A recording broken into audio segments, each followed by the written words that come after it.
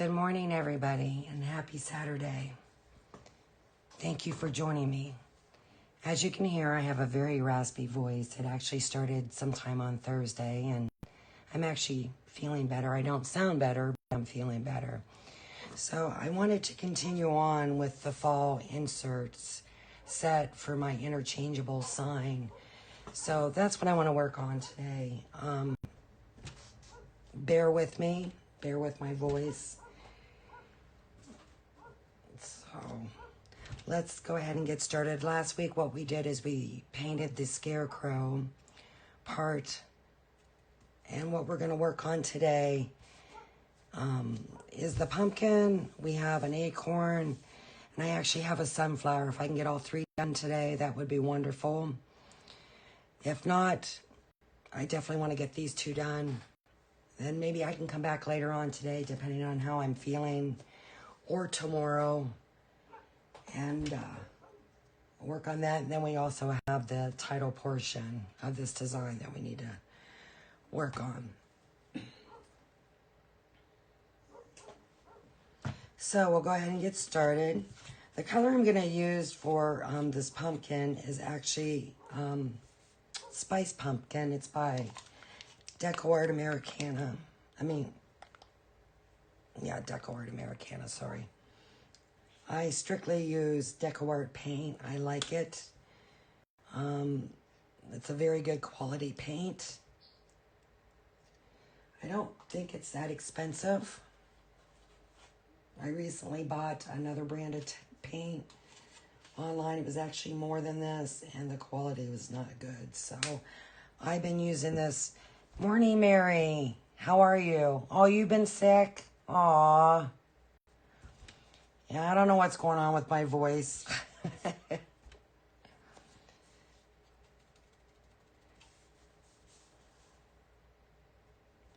So we're just going to take a makeup sponge and just lightly tap on here to get color on our pumpkin.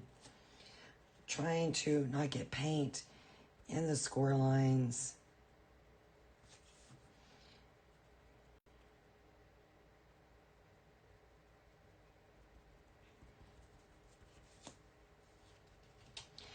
Something I accidentally discovered on Facebook while going through my videos is you're able to create what they call a series. So I thought, I need to look and see what that's all about. So what I did is for my Berry Sweet Honey Bear truck insert, I made a series of that, and I put the videos for that in chronological order with the thoughts thinking that you can view them first video, second video, third video, so forth, so on, in chronological order. And then also too, you don't have to sit there and scroll through all the videos that could be listed. And I don't have that many, but if I continue to do this in time, I will have a lot of videos up. Plus, you don't have to scroll through my post. All you have to do is go through the series part of my Facebook page under the videos, and there they are. And you can title the series, and all you do is click on the series that interests you. Hopefully, it does work to where you can view these video after video after video. So, I don't know how well that's going to work out. If that's something you choose to do, you go and view that. Let me know your thoughts on that, if it worked for you, because I would greatly appreciate it. I think anything you can do to make things easier for the viewers is key. So, yeah, let me know your thoughts on that.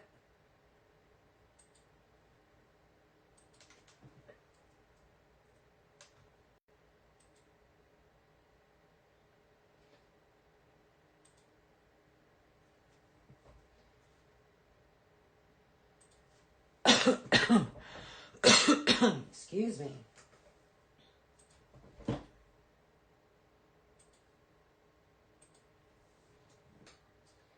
All right. Then also, I kind of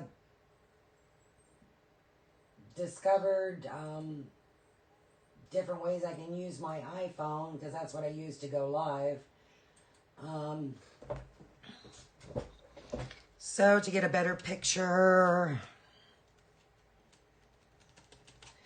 so I've made a few changes since I've last been on. You'll have to let me know if you feel good morning, if you feel the picture quality and sound quality, how that is. I don't do the whole streaming software. I know there's software out there, but I don't do that. I just prefer to use my cell phone. And, you know, if you use the Facebook app, you just click go live. So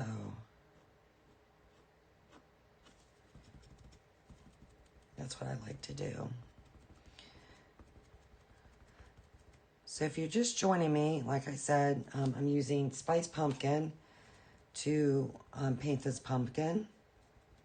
I'm using a makeup sponge to lightly daub on the paint. Sometimes orange paint can be difficult for coverage. You might have to go over it a few times. Red's another one. White, sometimes yellow. It just depends. Normally, when I'm painting, like my porch greeters, because it's all one surface, and I'm actually transferring the line drawing onto that surface, I like to use a sealer. But with this new way of painting, using wood pieces that you cut on laser with, having score lines and engraving lines, I don't like to try and use that sealer because I don't want it getting in the score lines and the engraving lines. I like to use Baltic birch. That's what I use for my pieces. This is an 1/8 inch Baltic birch. I have a little fuzzy. That's going to be a problem child this morning.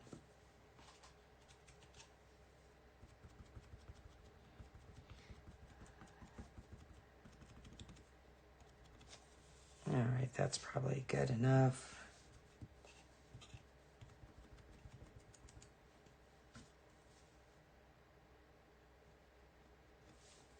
What I'm using to just dig out the score lines is just a little tool I got from the Dollar Tree. Comes in various sizes. Just lightly pressing to clean out those score marks. There's other tools out there that you can use. I like this because it seems to fit just in the groove perfectly.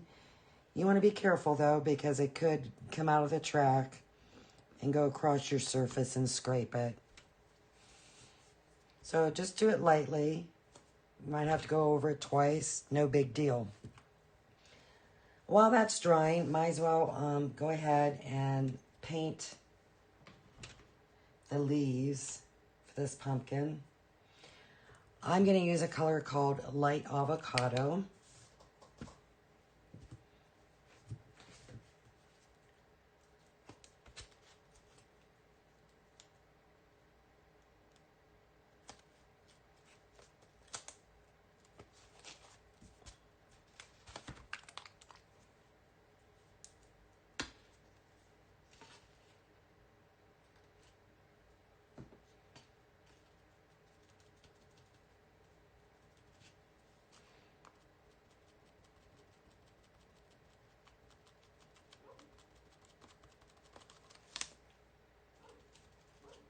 So how is everyone doing today?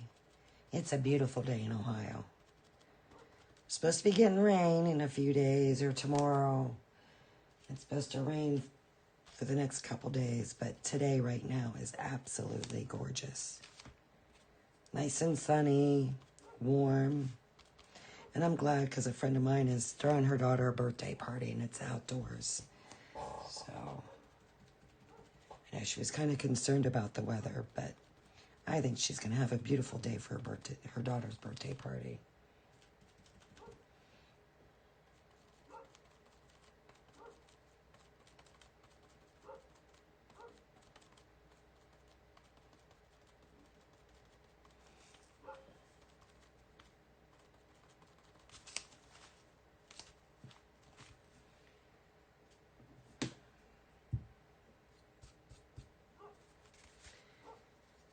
And I might as well just go ahead and base coat the majority of this. Now, something I can do, I used spiced pumpkin on this leaf of the acorn, so I might as well do that since I have my spiced pumpkin out.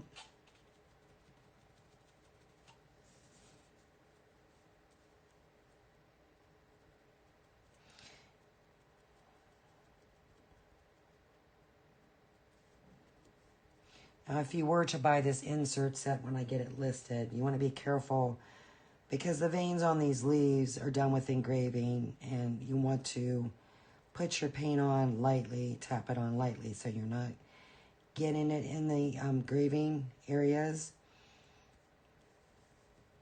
But if you do, you know, just take that little tool that I showed you and just lightly go over those areas.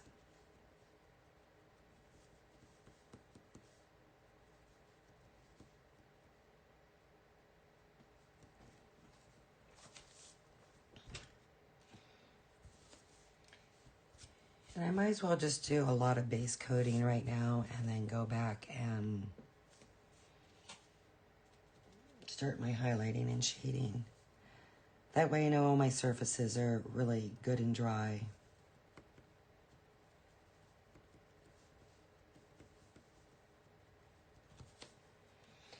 So the color I used for my acorns and the stem for my acorns is honey brown.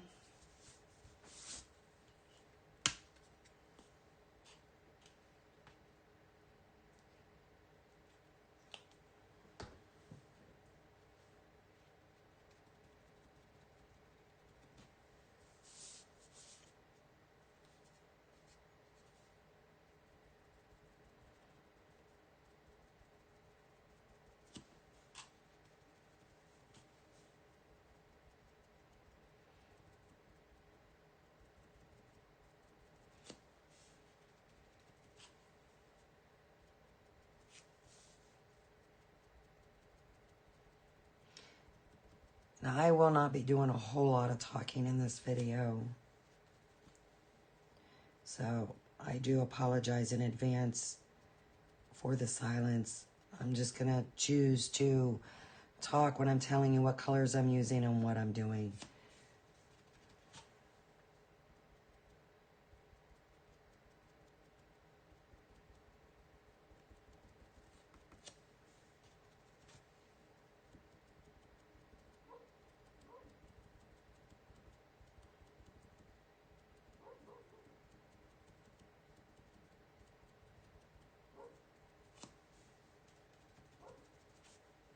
Good morning. Thank you for joining.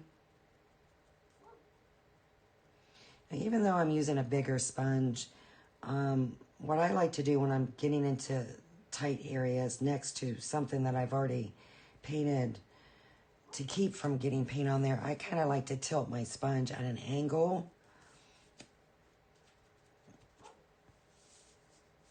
to try and limit the area.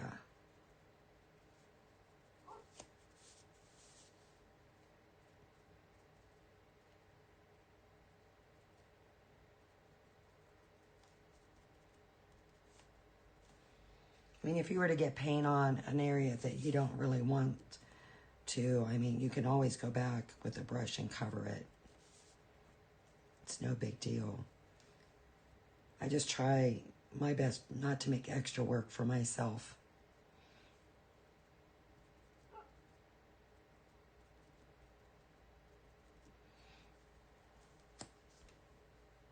So like I said, I am using honey brown to coat. Well, I don't know what that's about.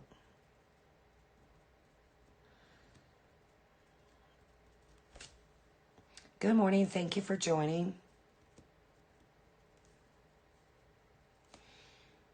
All right.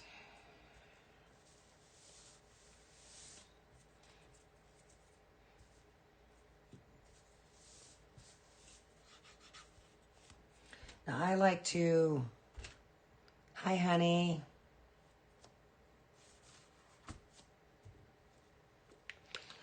I like to always start with highlighting. It's just my personal preference. There's no right or wrong with whether you choose highlighting first, shading. The reason behind why I do it the way I do is if there's an overlapping area, like if you look, there's going to be shading underneath this leaf.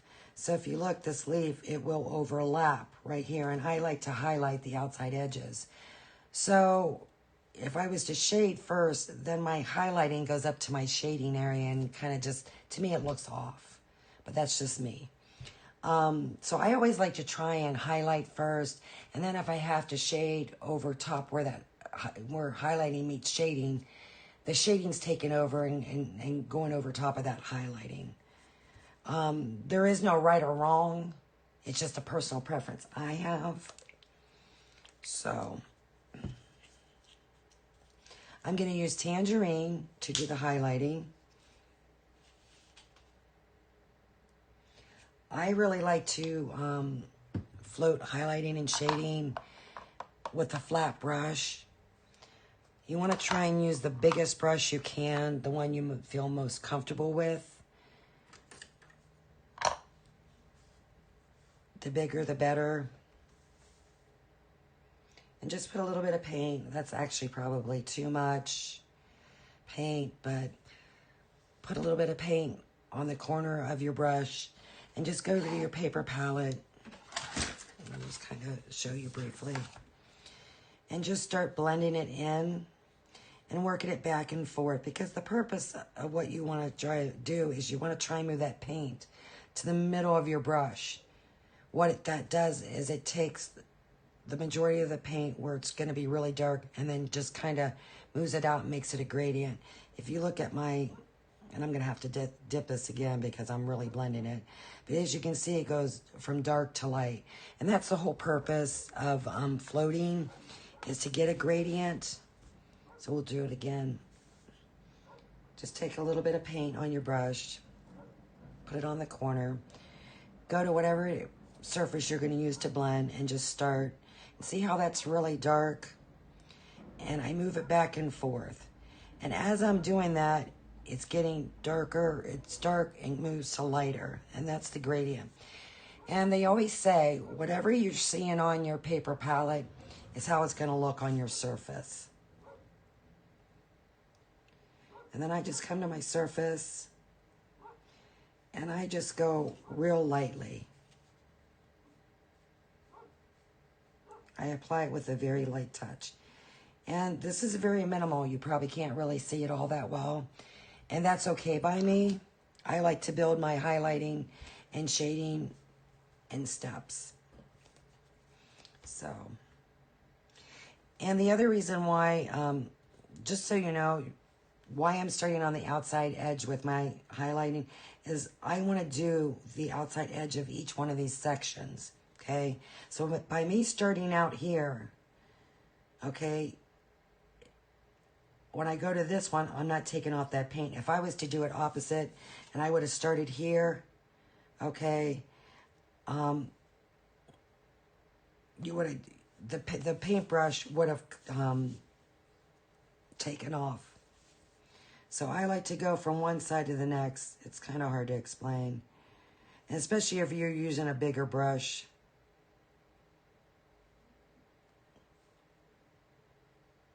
Because you want to let your highlighting and shading layers dry in between when you're doing more floating. Because if not, the water from your brush is going to remove what you did. And like I said, this is very light, very minimal. But that's okay. I'm okay with that because I'm going to go back and add more.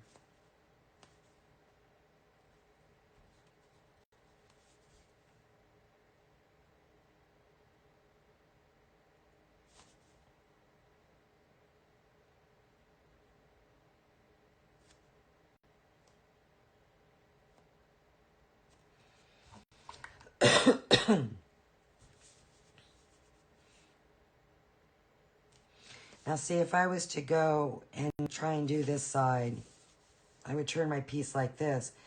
But as you can see, if I was to start highlighting right here, my brush is wide enough, good morning, that I could very well catch this highlighting line that I just did and take off that paint. So I'm gonna wait to do this side, wait till I'm happy with what I'm doing over here and it's dry. Same with if I was to go right here. You know, did this and then go here. My brush is gonna probably take off what I did, so it's all for naught.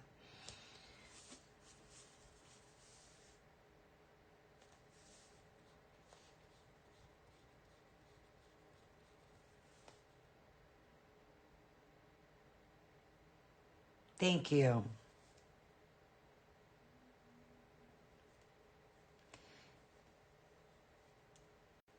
Highlighting and shading has to be your personal preference about whether how, dark it is, how light it is. You know what appeals to you. I'm just here to tell you how I do things, what works for me. I'm not saying it's the right way and it's the must-be way. It's not. I'm just here to help you if you're learning or if you're struggling. What you choose to do is up to you.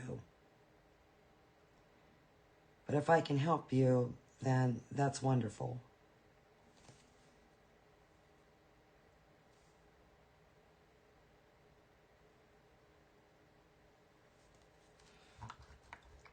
Hey, Sarah, good morning. How are you? I was just talking about you. I think you're going to have beautiful weather today for your daughter's birthday party.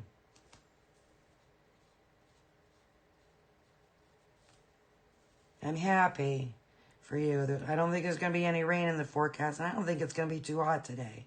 So perfect weather for your birthday party.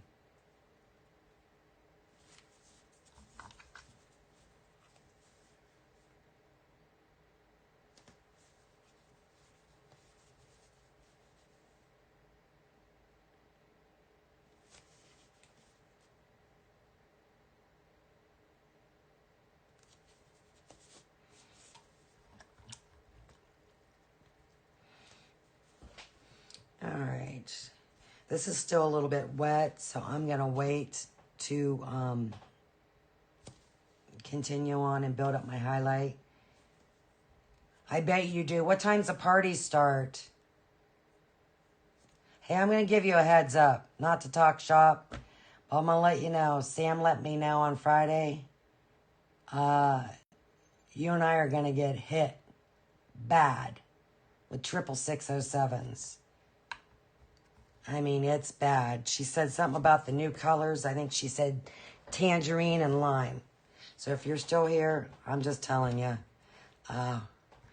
we're getting it. And no, it's not those red, blue, and blacks that we were supposed to get. This is a totally new, different ball game. So be ready. All right. What I did, because I pre-tested, painted these pieces ahead of time, because I was a little bit unsure of what colors I wanted to use. What I did, true that. True that. I'll have to tell you more what they're doing for the 4th of July week. I was kind of surprised by this, but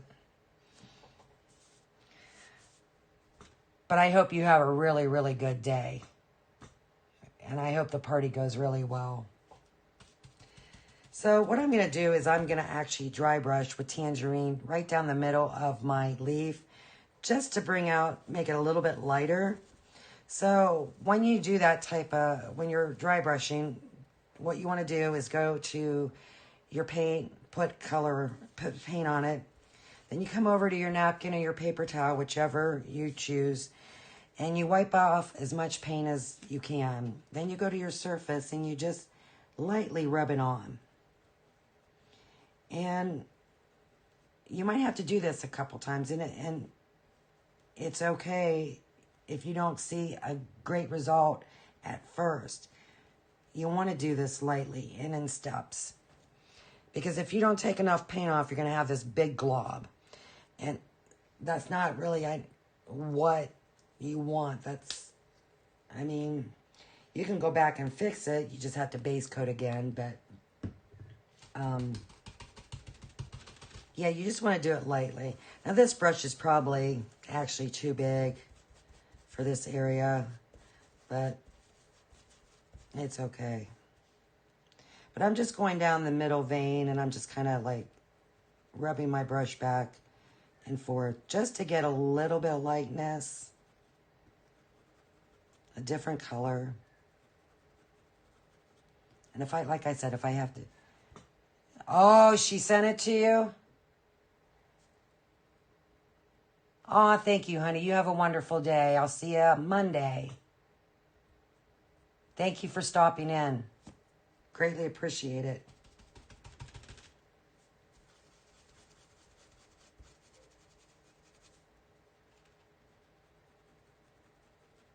See, I'm just trying to get a little bit of variation color there. And you'll see where I'm going with this as I do some shading.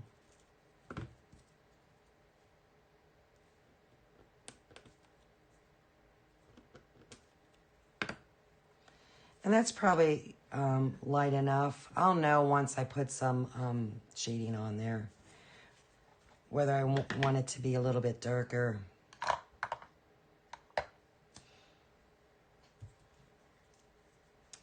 All right. Let's go back and do a little bit more highlighting on this pumpkin. I just want it to be a little bit lighter.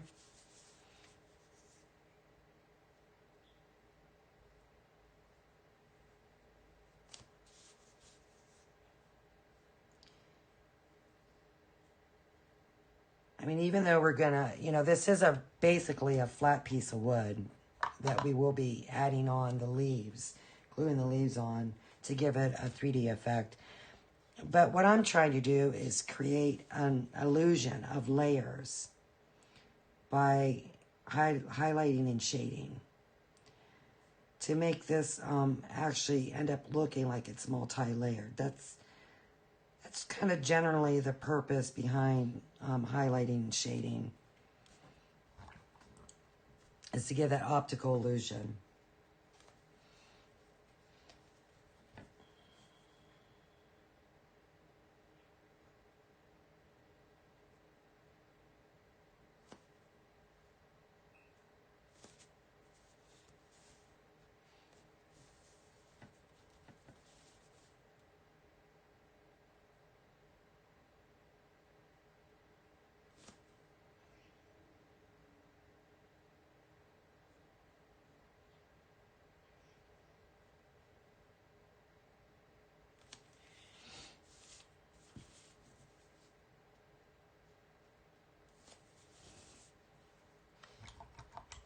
That's probably about good enough for those areas.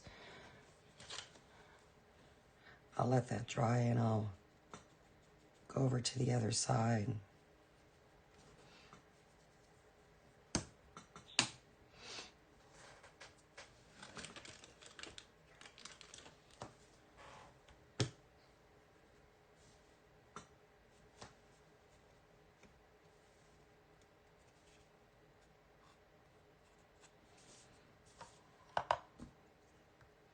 I did happen to rub off a little bit of that. No big deal.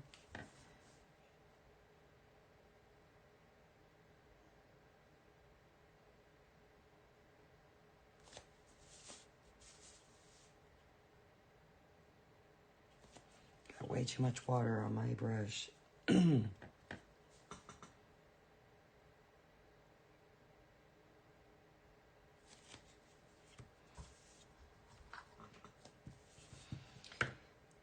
All right, a little bit more honey brown.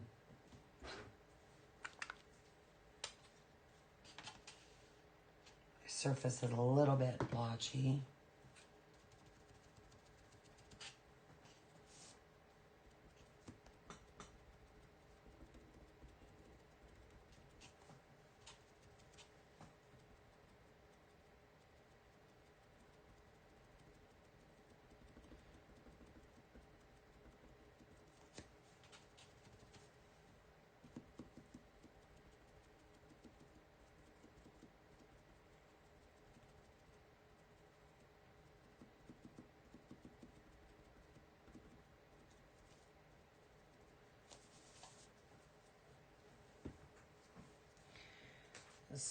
screen looks. It wouldn't hurt to do another coat. Something I found when I watch my videos back, because I always like to watch them back to see if there's anything I can do to improve, is what I'm seeing and what you are seeing is actually two different things. You can't see that some of these areas are blotchy.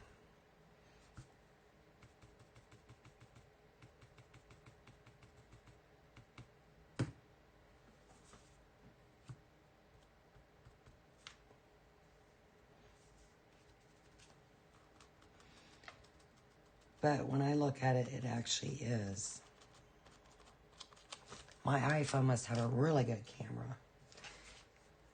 Well, it does. It's one of the newer ones, and cell phones now don't focus on,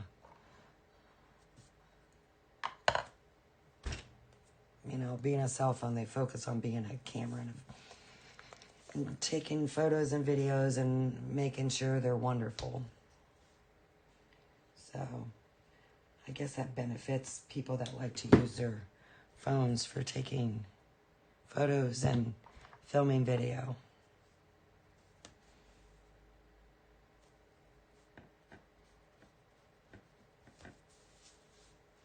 I love these particular type of brushes that I have. They're very expensive. They're like $9, $10 a piece. I love the reaction I get with the paint.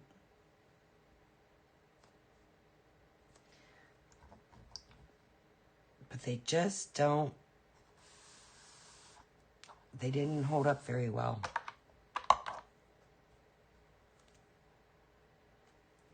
And I'm debating if I want to replace them.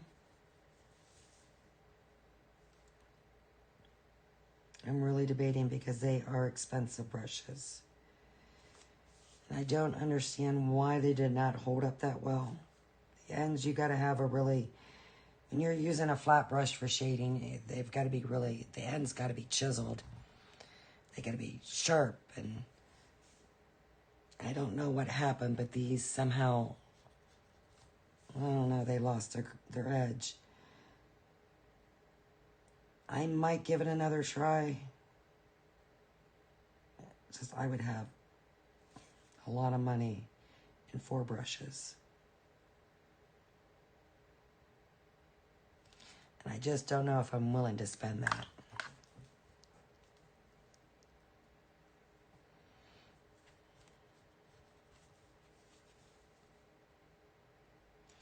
It could be the way I'm storing them. I have them in a little holder that they sit upside down. So if they're not dried all the way and you still have water in your brush, the water can drip down into your ferrule, which could make your your bristles spread out. So maybe if I was to replace them, the thing I should do is let my brushes dry completely flat on my table before putting them in my stand, or just find a container that sits flat, period. Something I need to think about. I'm going to look into that.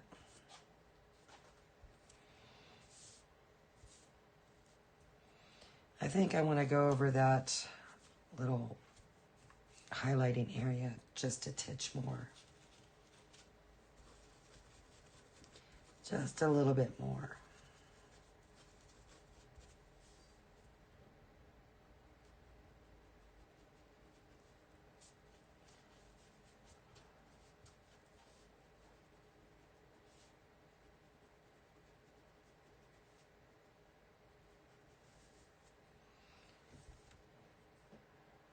That's probably good enough.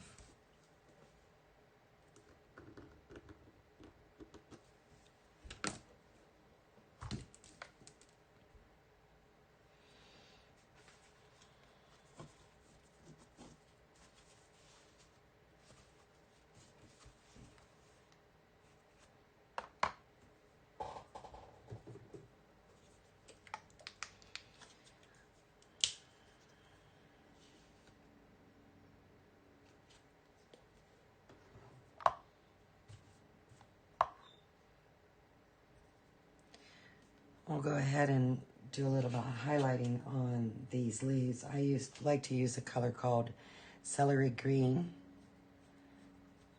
that highlights very nicely over the light avocado. I'm just going to go around the top portion to the point of the leaf.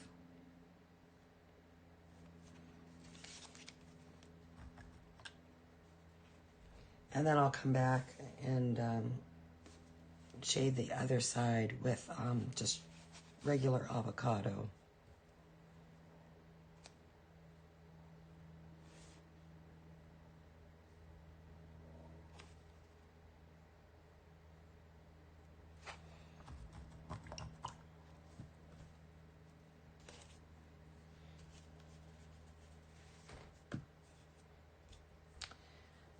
And I'm just bebopping all around today.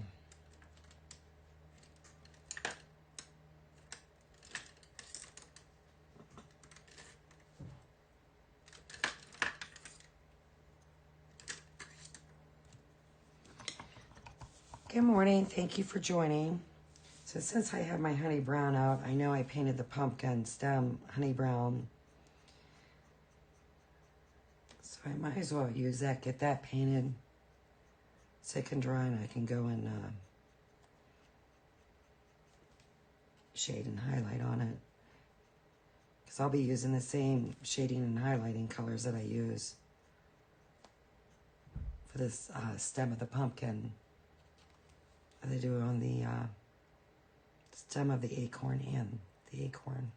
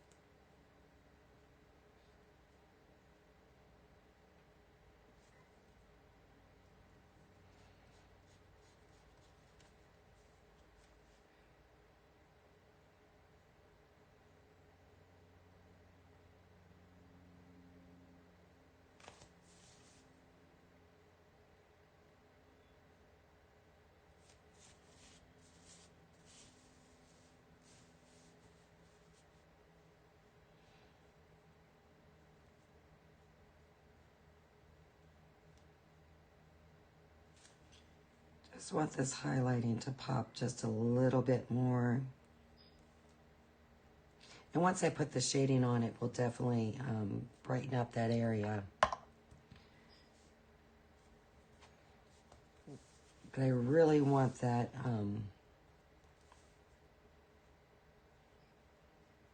illusion of layers.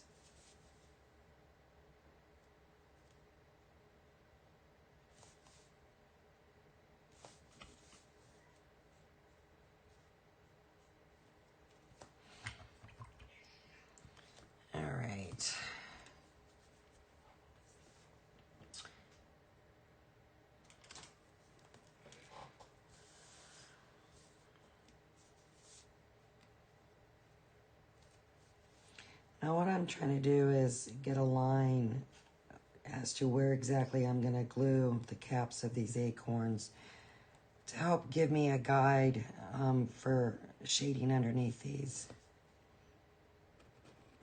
So I get the curve, you know, of the caps instead of just doing a straight line across. That's just me.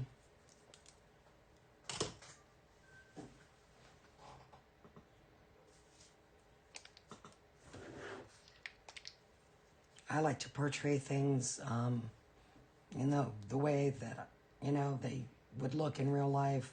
That's just me. Someone can say it's being OCD. Someone can say it's being perfect. It's just who I am. It doesn't make me a holier than thou type of painter. It's just who I am. So I'm using raw sienna to shade this honey brown. Now I can tell you when you first put this on, it's not going to look like it's making much of a difference, but I will be building it up and you will see. And my husband's getting ready to mow the grass, so if you hear a loud noise, that's it.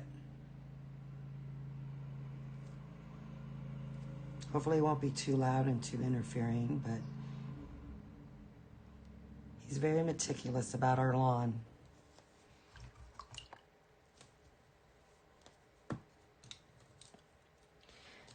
So I had someone ask me when I started doing this type of painting, how long I've been painting like this, and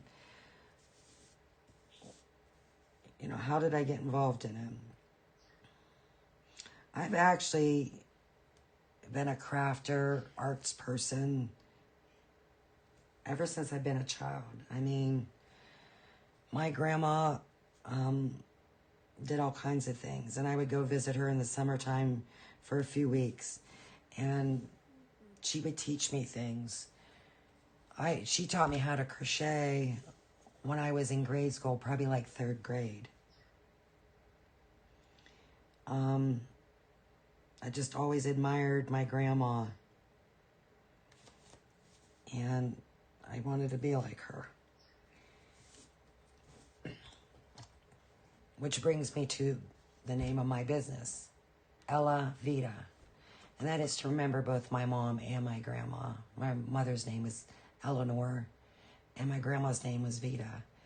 And they both were very artistic and talented, and I just felt that that was a good name to represent them. And, you know, so I've had people ask me that. They found my name unusual.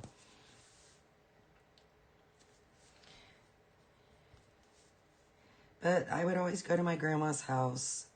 She would teach me new things. I actually started painting back then. We would do some type, I don't even know what it's called now. But she would take up a pattern that you would iron on. She did this a lot on pillowcases. But you would iron on lines, and then you would take these paint pens, almost like these Posco pens, but it would just be a variety of color. And then you would just trace over these lines. So it's kind of like you're doing needlework or embroidery.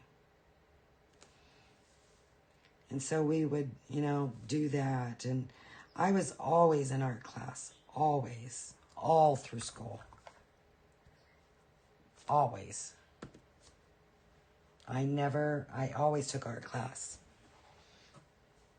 And I like doing a whole different variety of art. I mean, I've painted with acrylics. I've painted with watercolors. Love doing watercolors. Working with pastels.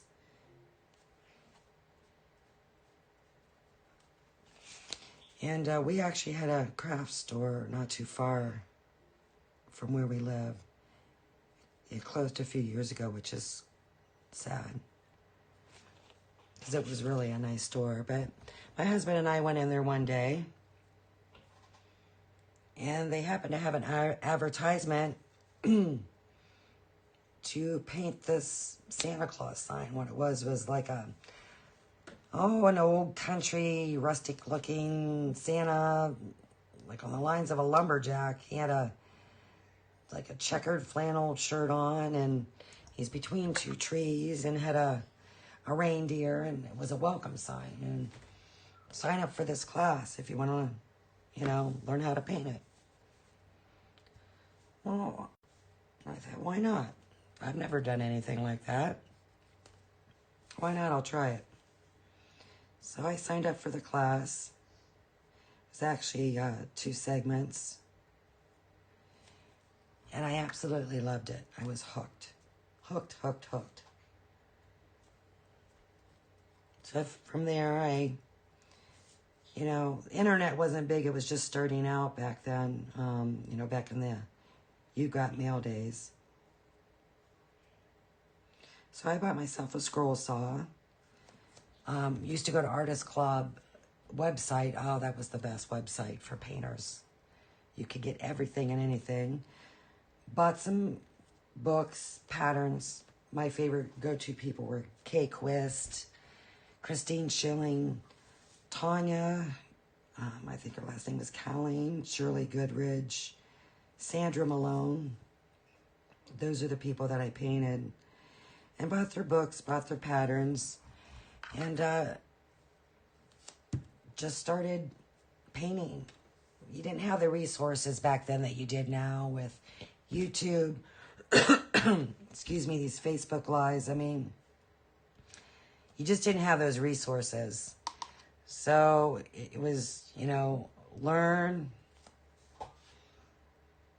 And I just sat there and painted.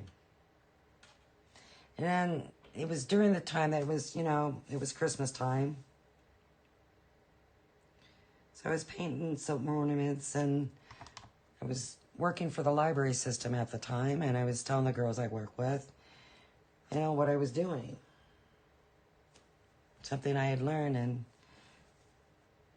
they wanted me to bring my stuff in so they could see. Well, one thing led to another,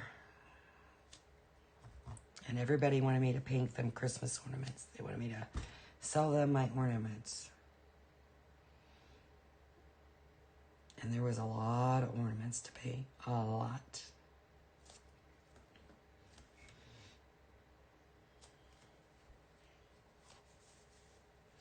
And what I found is, I was just learning to do this, not to sell stuff, but just for me. And it kind of took the fun out of it. It ended up being more pressure than fun. And so I did it a little bit longer, not much longer. And I actually just stopped painting. My husband and I moved to Florida. I gave away my scroll saw, all my paints, all my brushes, all my books. Good morning, thank you for stopping. And just quit. Just completely quit.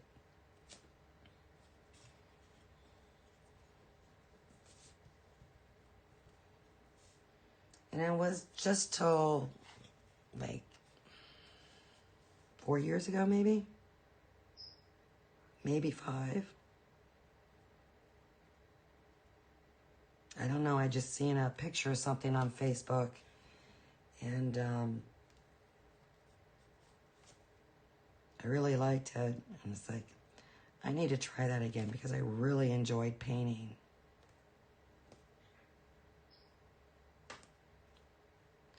So I bought me another scroll saw, bought me some patterns, bought me some paint, brushes, and it started again.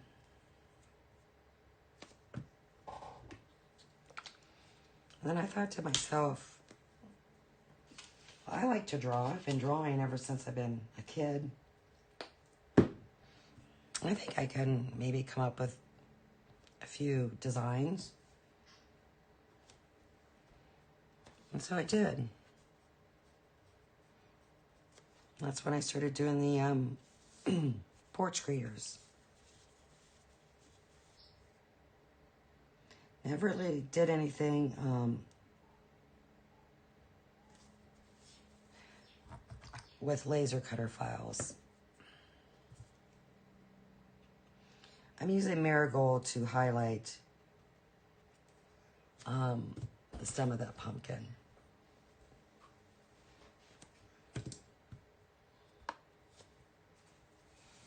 So I thought I'd try my hand at trying to create a few SVG files. It's definitely different compared to the other type of designs, doing decorative painting, using a scroll saw. Totally different ball game.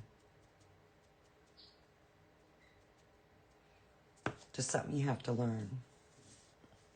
I mean, I at one time, and I still have my Etsy shop, digitized embroidery machine designs. That is tough. There is a lot involved in that. It's very time consuming. You have no idea. I loved it. But I'm about working with my hands. So, all right, let's try and do some shading on here. I'm going to use a color that is, they call persimmon. I'm going to start with that. If I need to darken it up, I'll go to a burnt orange. But I'm going to start with persimmon. I just want the shading to be pretty mild.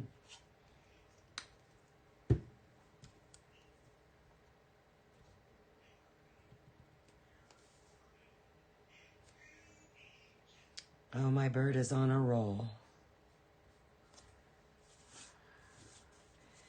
Snickies is talking today. All right, so where I'm going to start shading at. Good morning, thank you for joining us. I'm actually going to start shading here, go this way, and then come over here. If I was to start here and shade, and then come over here, see how my paintbrush would actually go over my mark that I just, where I would put the paint. So I'm just starting in this area. That way I can continue and shade the other portion there without taking off this paint. So hopefully that makes sense.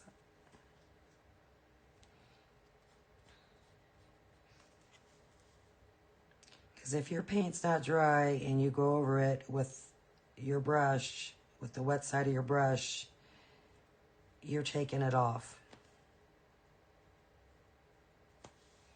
That's why you always kind of want to really let your surface dry really good in between layers.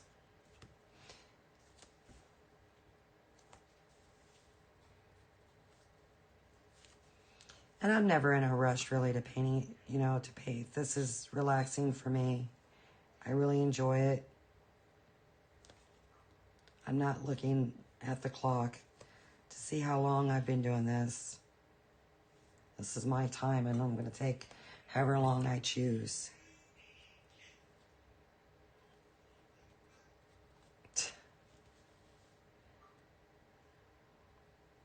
Snickers, I'm telling you.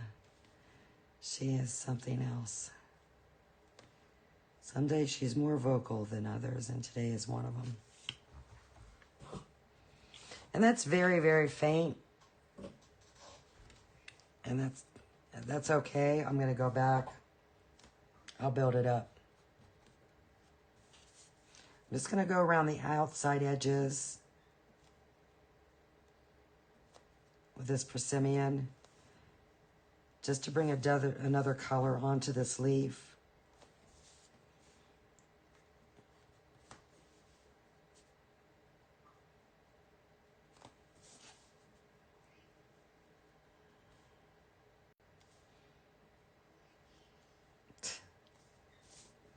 I don't know if you can hear her or not, but good morning. She is just talking up a storm.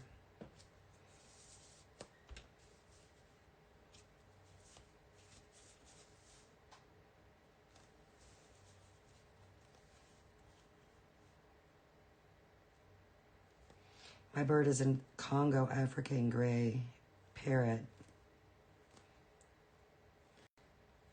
She's gray color with a little red tail.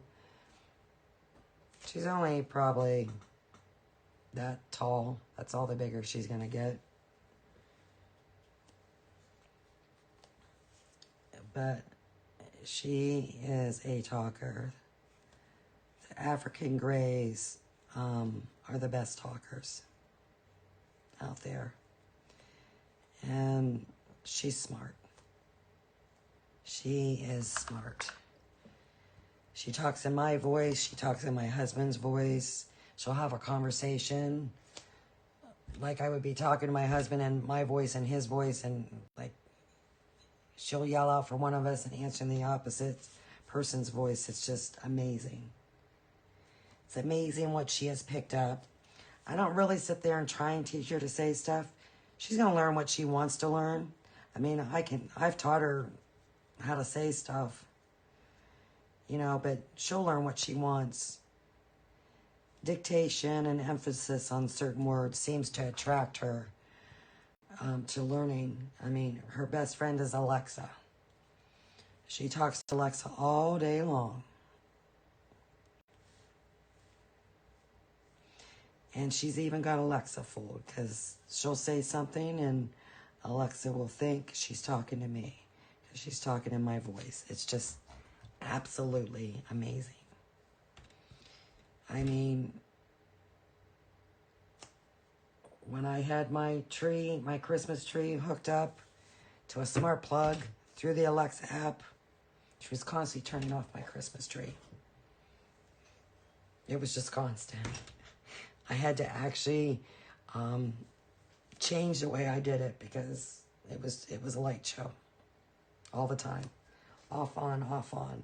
When I'm listening to music and I stream it through my Echo, I have to change it from Alexa to computer because if I don't, she's shutting off my music. And it's an ongoing battle.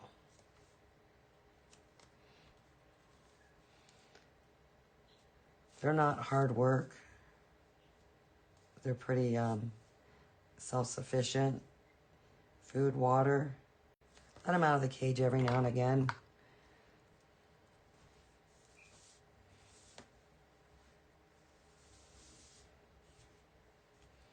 But she is something else. I think I'm going to go one more layer of darkness. I'm really starting to get those layers that I like, but I don't want it to get it too dark. So I will just go over one more time.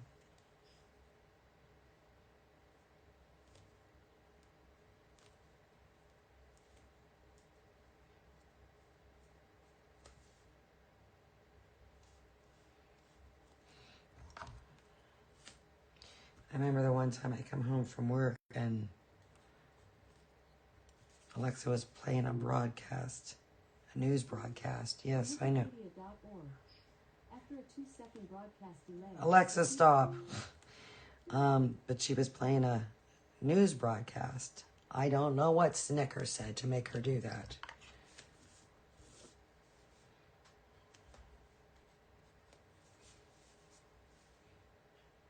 And she hasn't bought anything off of Amazon.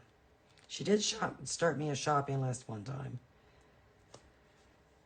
which I had no idea about until Alexa said to me, "Do you want to continue with your shopping list?" And I'm thinking, shopping list? So I said, well, what is on my shopping list? And it was mayo and thank you. Because every time after Snickers addresses Alexa and Alexa does whatever, she always thanks Alexa. Because she hears me always saying, thank you. And it just, she associates that. It's crazy. She knows what time of the day it is. When I lived in Florida, I'd always say something with a certain phrase when I was getting ready to leave to go to work. She eventually picked it up, would say it back to me. But she knew when I was going to work, all I had to do is put my hand on the doorknob, and she knew I was going. And so she would repeat what I would say to her. I'm just darking this up with a little bit of burnt orange, just a little bit darker color.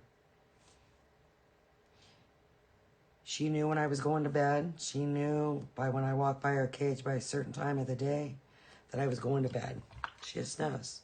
She's smart. Smart, smart, smart. She barks like the dogs. She'll call the dogs. If the dogs start barking, she'll tell them to knock it off. It's just, she's entertaining. Extremely entertaining.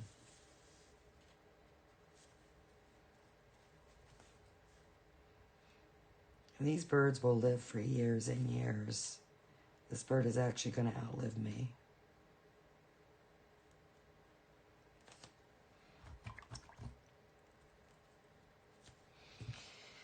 All right.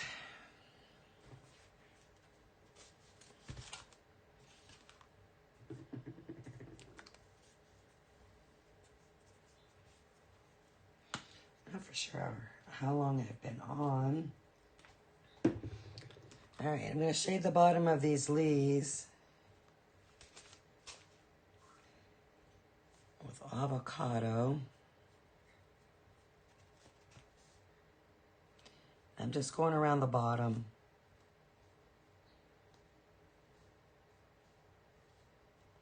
I'm not going to put any shading or highlighting line on that little scar mark to separate it. Oh, she's saying, get your banana. She loves bananas. Every time my husband eats a banana, he cuts her off a slice and says, get your banana. She has just picked up on that. Let's see. Well, it looks like I've been on a little bit over. Not bad at all. I'm going to go ahead and shade around. I'm going to use a bigger brush, I think. I'm going to shade underneath. Good morning. I'm going to shade underneath these leaves, where these leaves would go.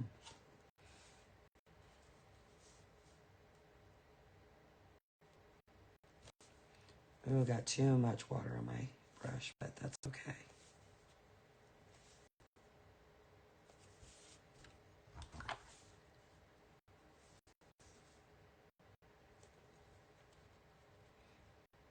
I always seem to have more water. That's my downfall than paint.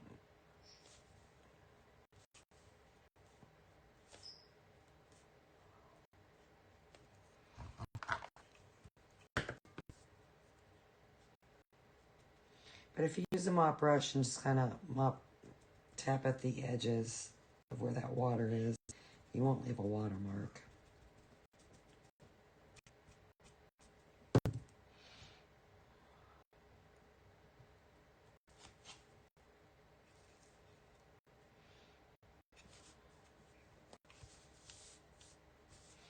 But see how there's a variation colors in this leaf? It looks really like it belongs in fall, so really pleased with how the shading and highlighting went on this.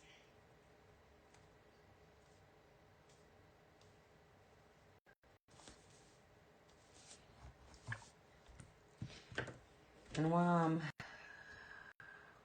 letting that dry, I might as well go ahead and paint this other leaf. What I'm going to do is paint it color called Marigold.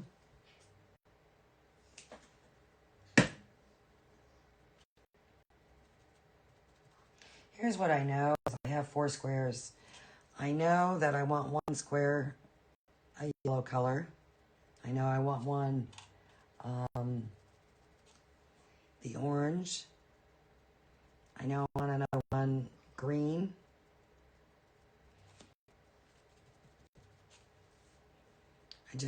I'm not sure what I want the fourth one to be.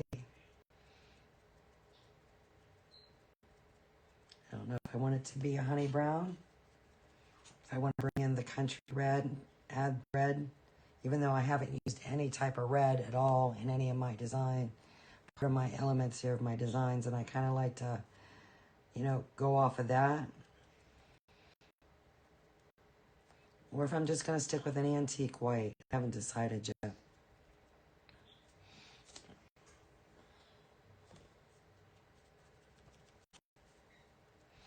And then, as I'm deciding on colors, you got to, keep in mind, well, if I use orange, I couldn't put that on there because the orange would blend in, this leaf would blend into the background. That's a no-go. I could do green because there is no green on here. I could even do the antique white. Regarding the pumpkin, I can put this on green. I can put it on yellow. I could put it on antique white,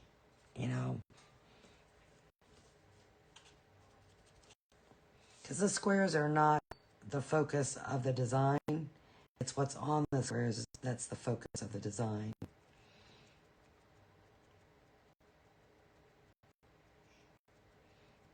So I like to add a little bit different colors to my squares. I've done it on the past ones that I have. Sometimes I'll just, like when I did my winter one, I just did red and green for Christmas and then did the antique white. But whatever you decide, there is no right or wrong. You just got to figure out what you like best.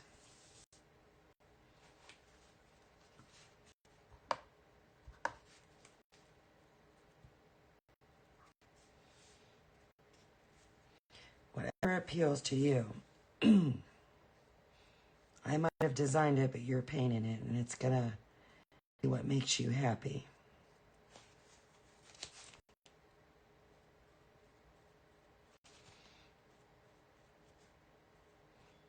And as I'm painting these, these are the colors that make me happy. It goes with my home, because all of these pieces get displayed in my home one way or the other. And if I decide to give it away as a gift, most by people with a country, rustic, primitive feel. So it's going to go with their home.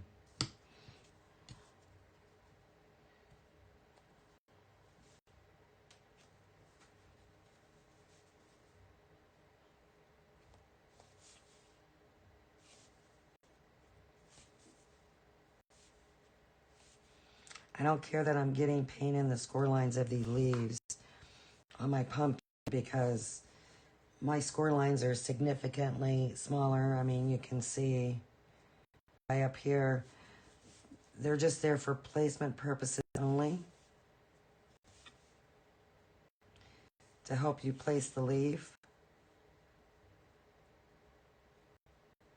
But I know I do want to get a little bit of shading under there.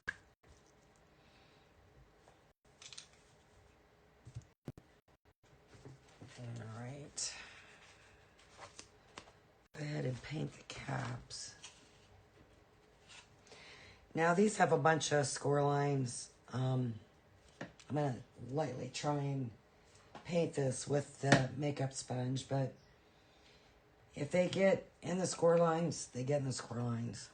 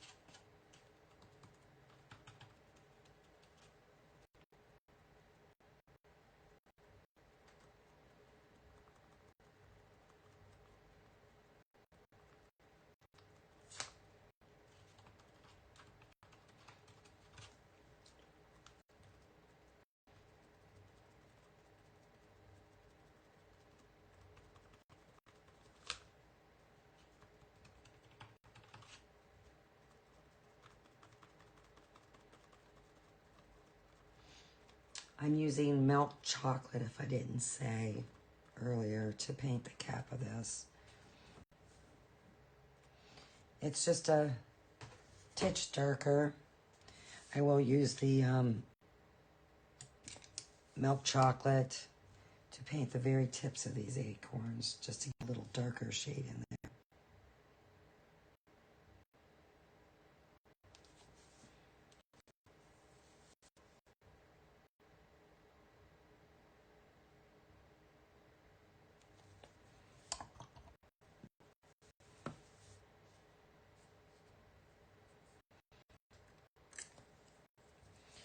I think I might just use a little bit of milk chocolate just to darken up a little bit of the shading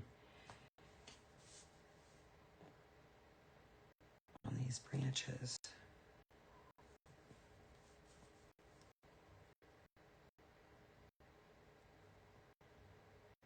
It might make a difference, it might not.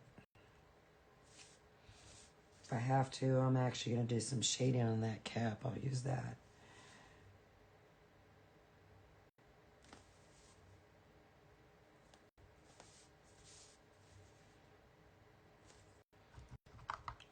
And I need to take a little bit of marigold and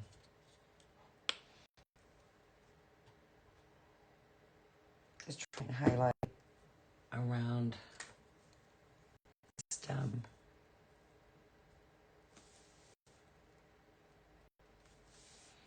Just try and do a really faint line if possible.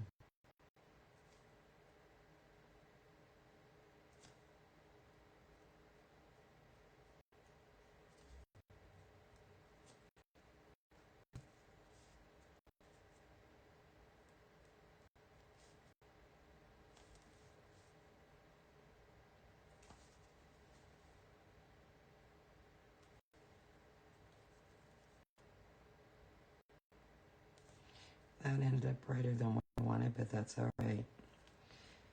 You'll see me use my finger a lot to blend.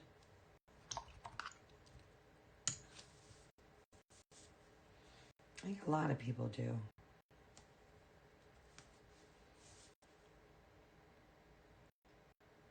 It's quicker than trying to find your mop brush to kind of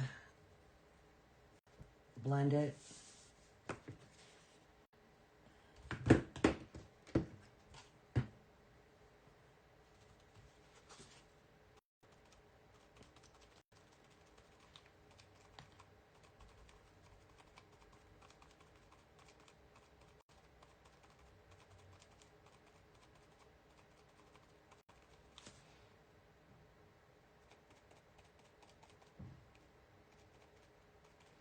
Well, we're moving right along.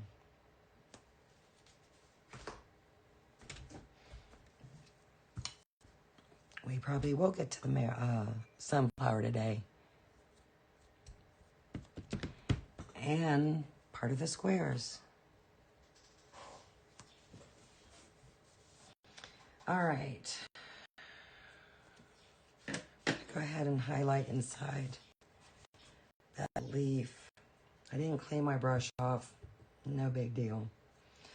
I'm going to use a color yellow ochre. Brush a little highlighting, make it a little bit lighter. If I have to, I'll go back and do golden straw.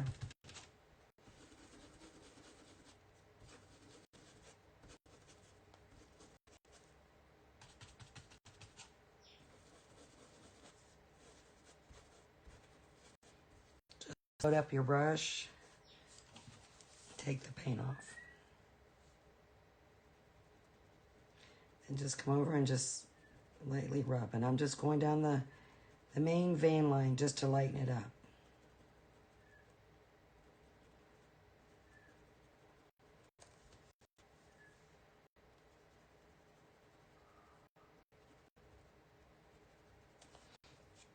And it's very minimal, you can barely see it, and that's okay. I'll go back and add.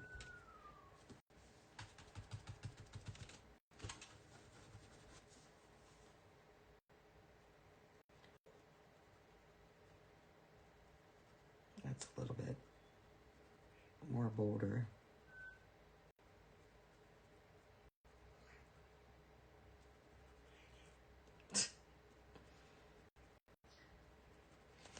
Poor Alexa, she gets a workout daily. That's just really faint. I probably will go over it a little bit more. I would like it a little bit lighter because I like how that's really distinctive. You can see the changes in the colors.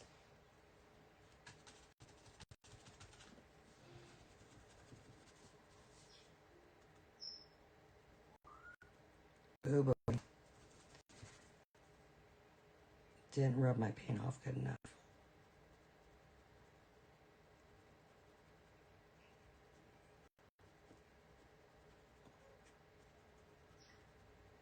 Maybe all won't be lost. It's all right. All right, that ain't too bad, really. My water is really, really dirty. Wow.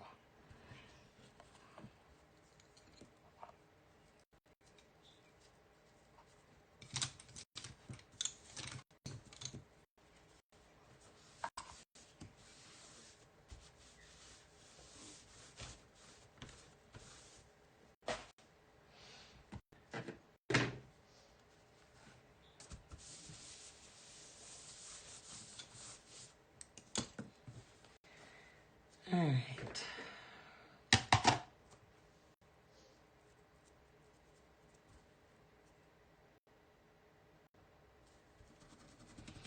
I really like these Crafter's Choice stencil brushes. Not sure where I got them, but I really like them. They're comfortable to hold in your hand, and I like that the bottom is rounded. I don't like a flat stencil brush. All right, I'm going to use deep ochre to go around the outside edge of this leaf, and then I'll probably do a honey brown to darken it up a little bit. Did not shake that good enough. So we'll go again.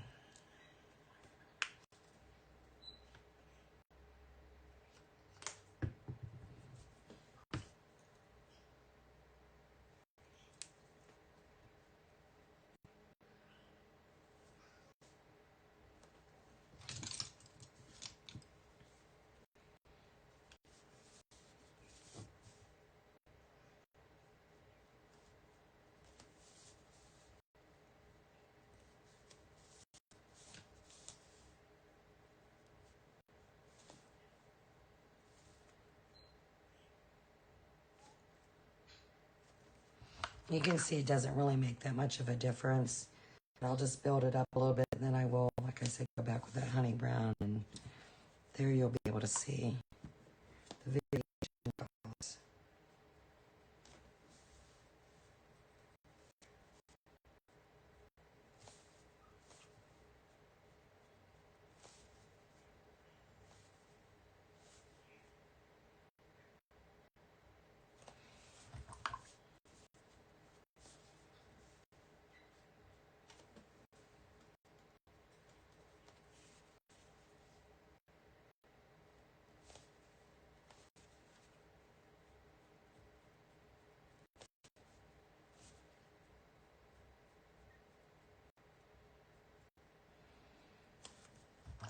All right, that's probably good enough on that. I will go back on the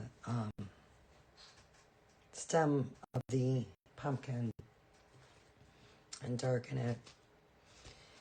All right. Go ahead and these caps just a little bit. I'm using a color called Sable Brown. I'm just going to do it real lightly. I care more about having shading on this than I do highlighting.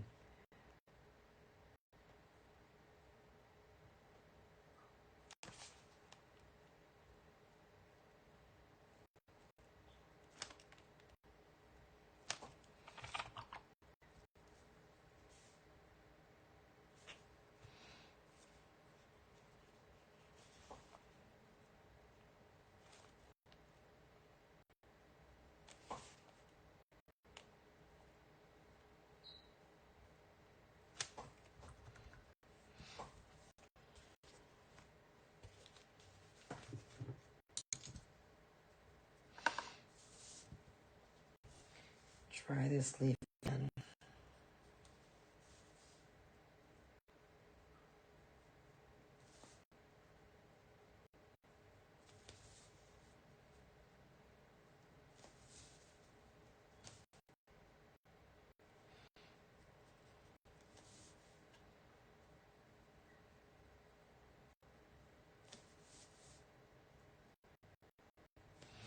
I don't know if you can see in the camera. I mean, the outside edges are a little bit darker.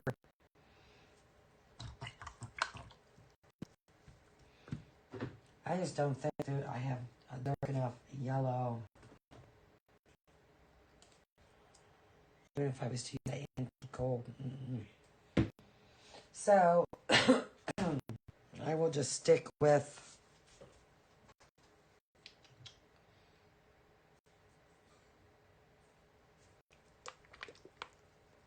honey brown. All right.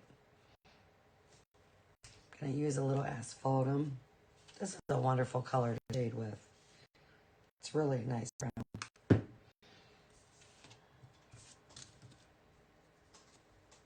Just gonna darken up this shading by the stem.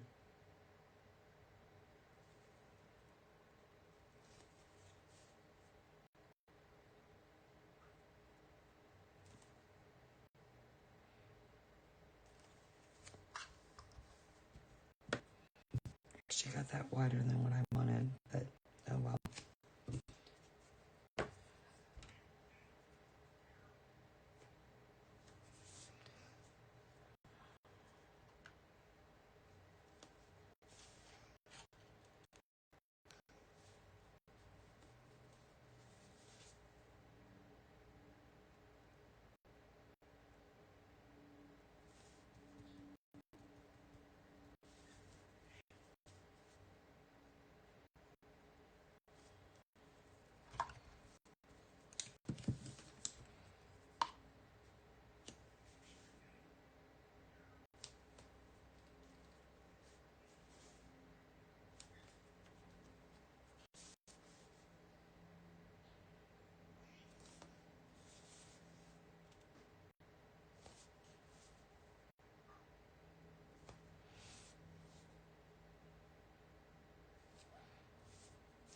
Just going about around where these stems meet the main stem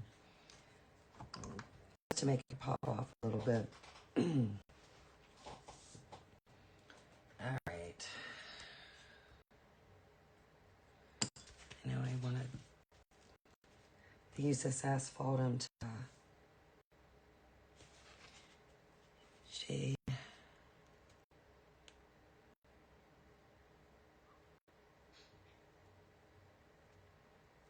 Opposite of the side where I highlighted on the cap. And the highlighting really faded. So I might have to go back and hit that again. I'm also going to do some asphaltum at the bottom of the cap.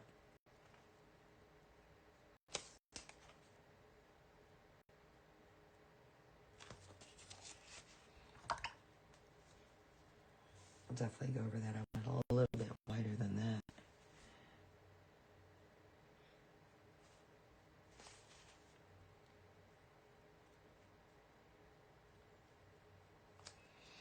Alexa, what time is it? It's 10:43 a.m. I need to think about maybe wrapping this up. I don't know. We wanted to watch the girls' basketball game. Indiana Fever against the Chicago Sky. Caitlin versus Angel. Neither teams are any good.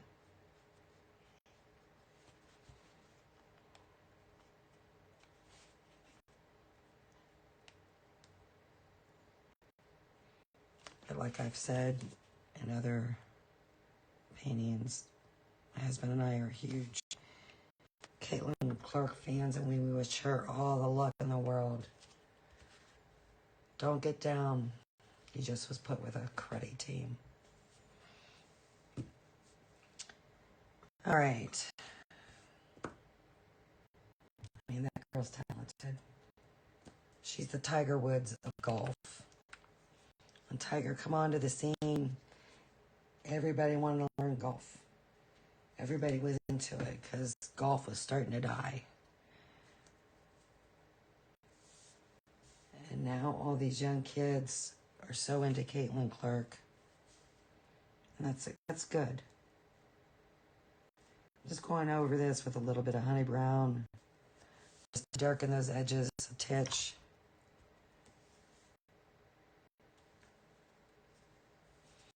Just to add another color, another variation.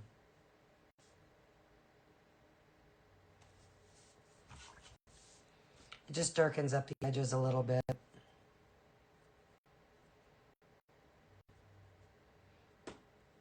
I will go over it again lightly. But this is about it. It's just a matter of gluing this stuff on. This is good.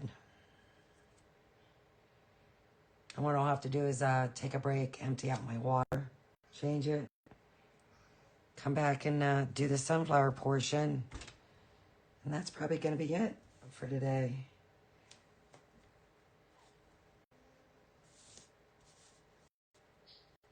And who knows, maybe I can get the square and title done maybe later today. Maybe I'll come on. Or maybe it'll be tomorrow. Not for sure. All right. I think that's probably really, really good.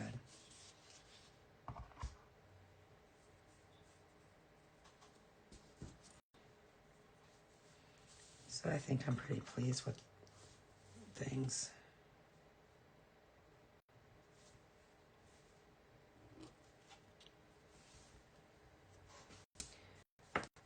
So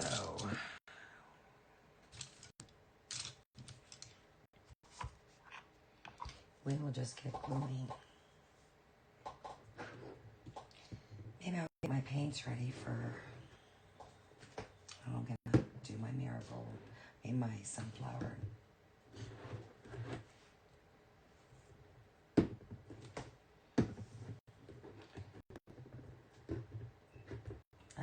I just like to be organized. That's me.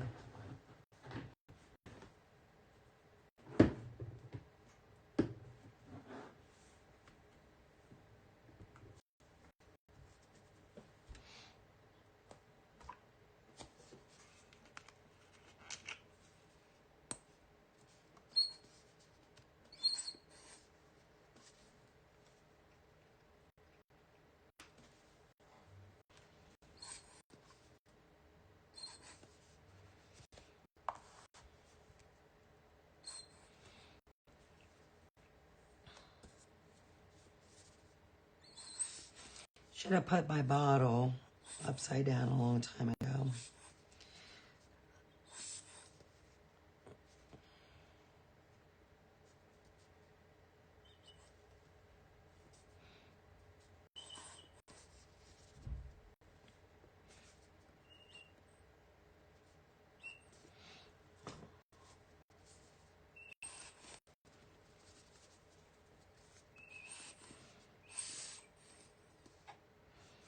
I mean, this bottle's about empty.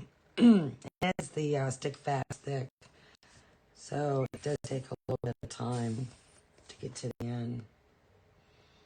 I do have the stick fast thin. That's too thin.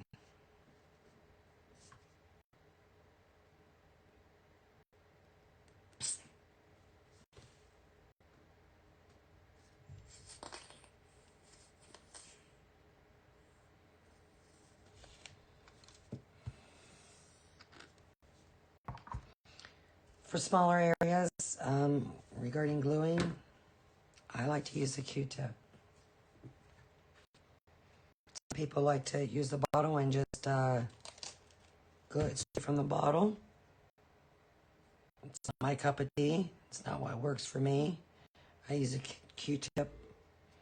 My way isn't the only way, and it's certainly not the right way. You got to do what's more comfortable for you. In fact, I know a lot of people use Q-tips. We had an interesting conversation in gluing, and I'm not the only that does this.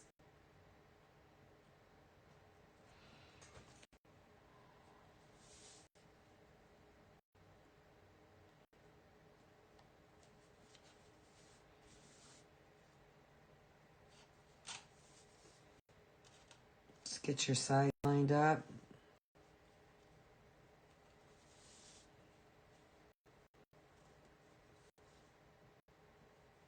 Press it down. It's good to go.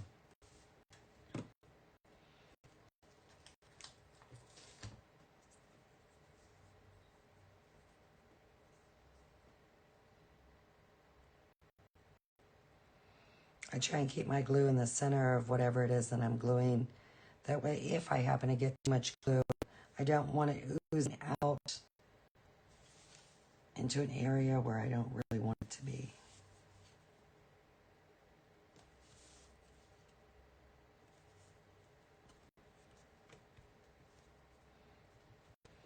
And two, I think if you get, I've said this before, I'll say it again. If you get too much glue on your piece that you're trying to glue on, when you go to press down, it's going to slip and slide, it moves, and that's where alignment issues happen. Because you got to get this placed pretty quickly because it dries fast. But because I use minimal glue and I'm able to control how much I'm putting on by this Q-tip, it's very rarely that my pieces slide when I'm gluing them and go off track. Excuse me. All right, let's see what we've got so far. So this is where we're at. We're 75% done. We've got one more to go. I think this is going to be pretty nice. So I'm going to take a break, empty out my water, need to get something to drink. My throat is starting to hurt a little bit. I'll be back and we'll paint the sunflower, and who knows, maybe I'll paint a few squares. So until then, if you choose to stay, great. If not, thank you for joining me, and I'll be back soon.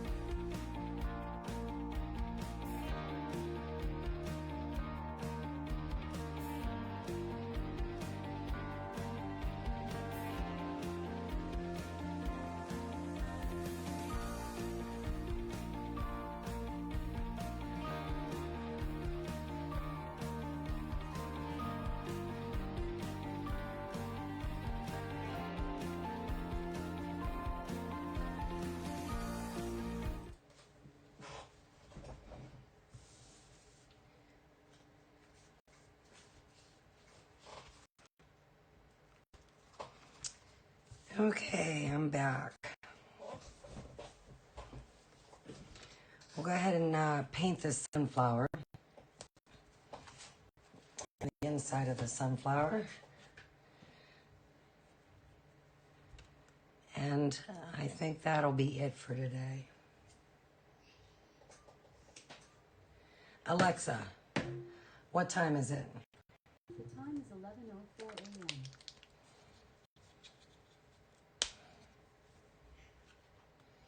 I like to use marigold for painting my sunflowers.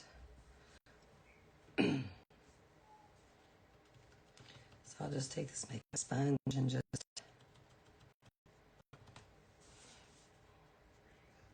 dab lightly.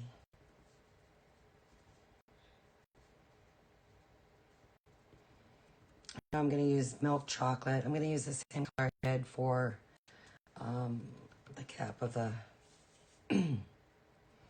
acorn for the center of my sunflower.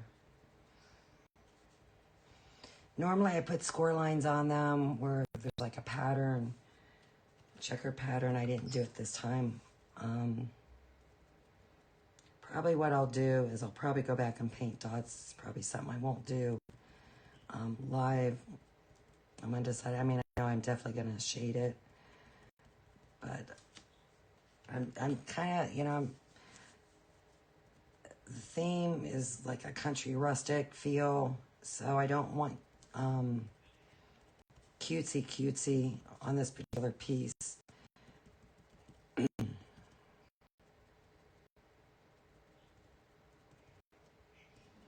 I'll have to see.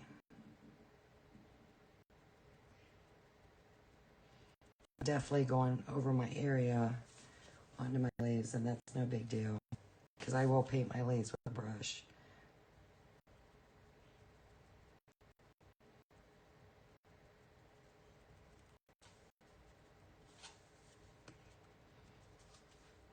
Good morning.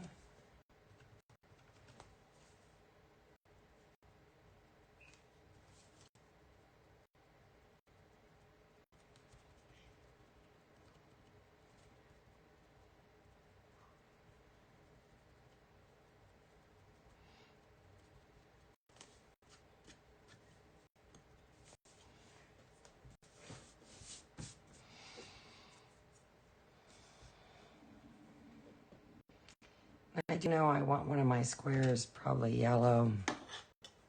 There's no ifs, ands, so that's about that.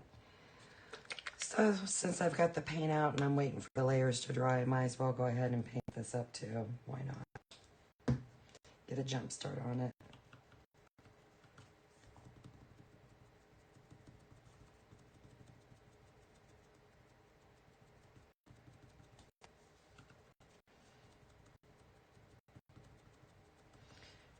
Probably what I'll put on this particular square will either be the pumpkin or the scarecrow. I haven't decided yet. I have to see which one pops best off of it.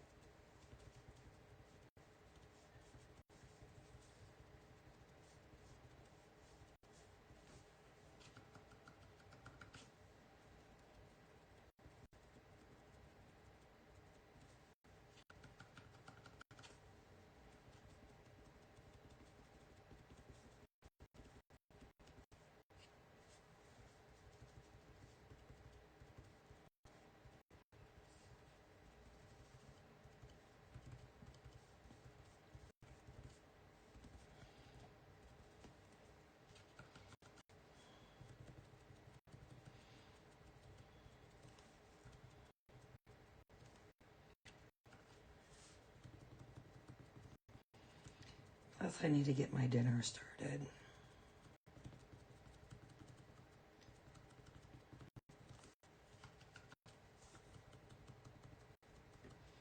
We're gonna do pasta.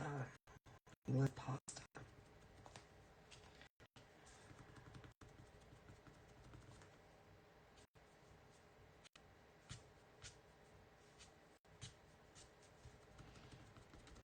And spaghetti sauce is always better the next day. And I like to cook my sauce for hours.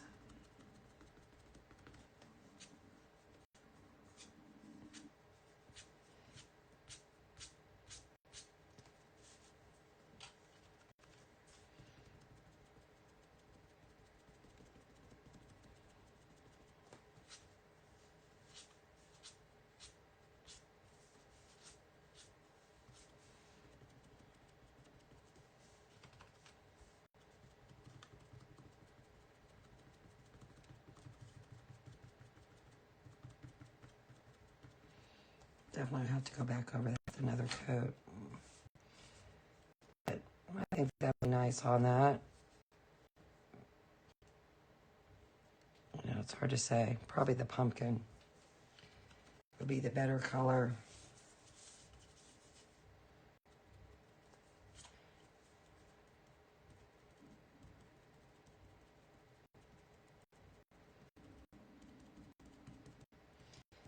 Now there's lots of score marks on the sunflower.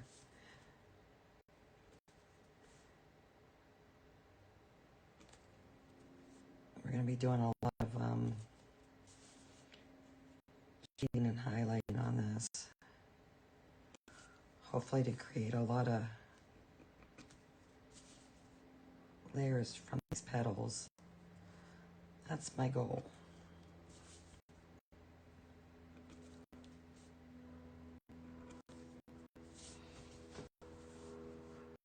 It may or may not work out. We will see.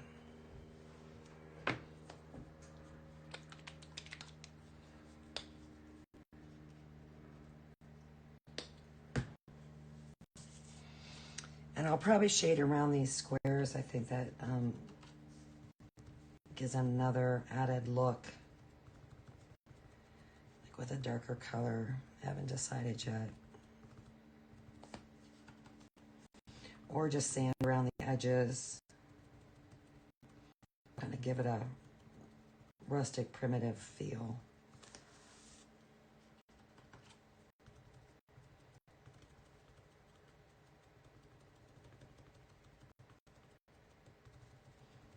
Because my frame is pretty rustic and primitive. It's black and antique white and with a little bit of sandy on the edges.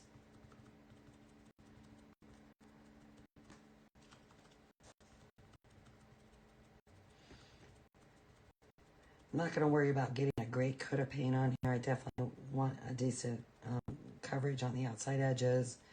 Because if you think about it, whatever I choose to put on the square, that's going to take up the majority of these squares. I think these squares are about 4 inches, maybe a little bit over 4 inches.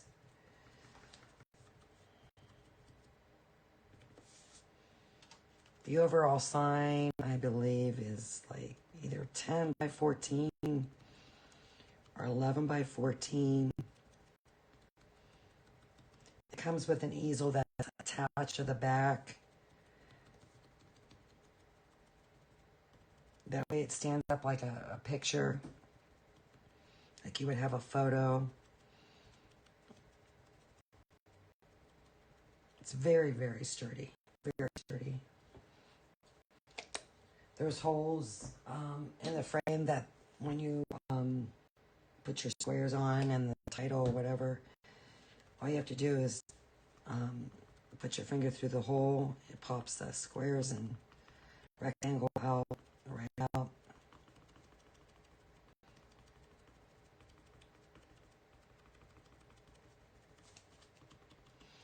I am working on another interchangeable design,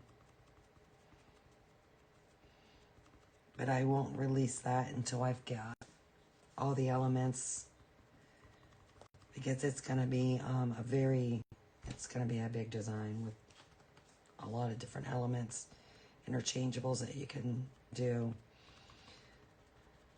So before I even think about releasing that,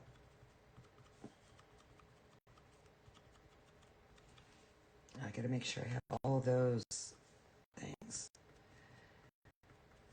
That way, if it's something you are interested in, you get it. You can get all of it from the beginning. Everything's available. And of course, I mean, I will make other, add different things, but the whole purpose of the design, I want all the stuff available to the people.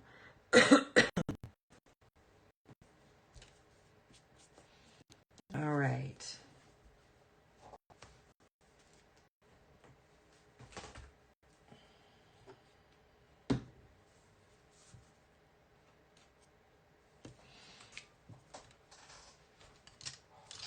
Let's see. I need a bigger angle brush. I like to float shading and highlighting with a flat brush, but when you've got small areas like this, I like to use an angle brush for that. Only because the areas are small, the way I'm able to tilt my brush.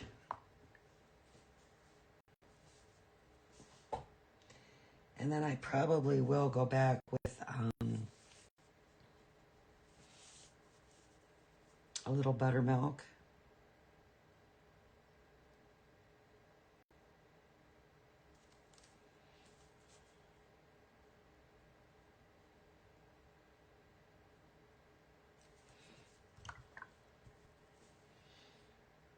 If I didn't say, I'm using moon yellow.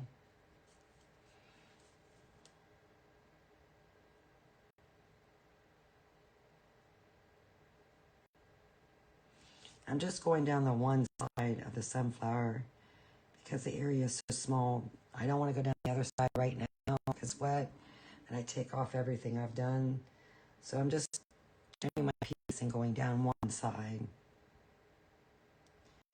And then hopefully by the time I get to the start, the beginning, that area is dry, that I can keep highlighting on the other side, not worry about undoing what I did.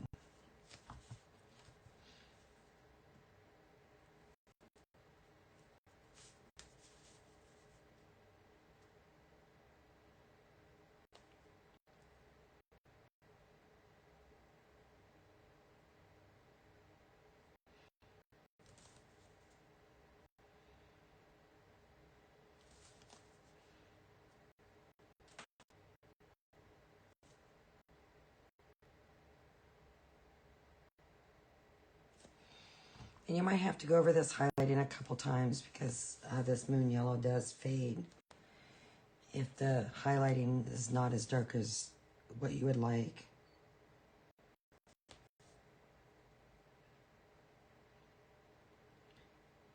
Shading and highlight has to be your personal preference.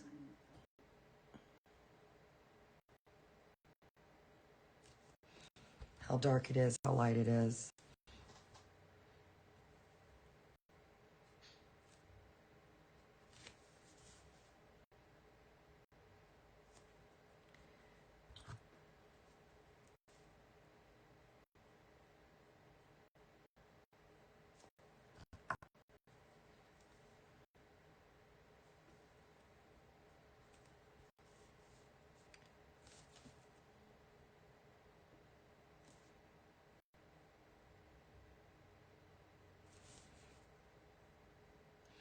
And probably what I'll do, just to bring in another color for the highlighting, is I'll probably just go and highlight just the tips. Maybe all, or maybe just a few here and there, of the petals of the sunflower. Just to brighten them up a little bit.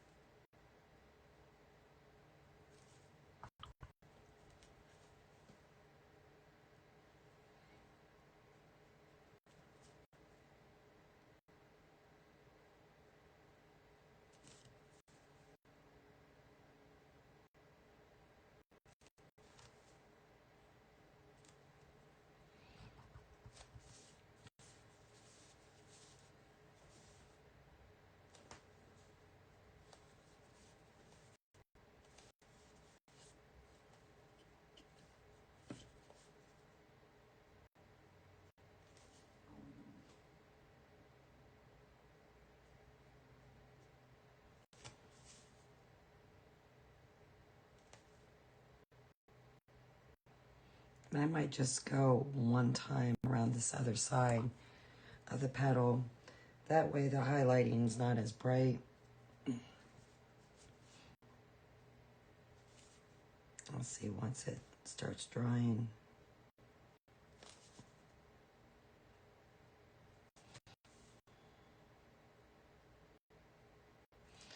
Well, at least it's a nice day for the Birkin Brew for work.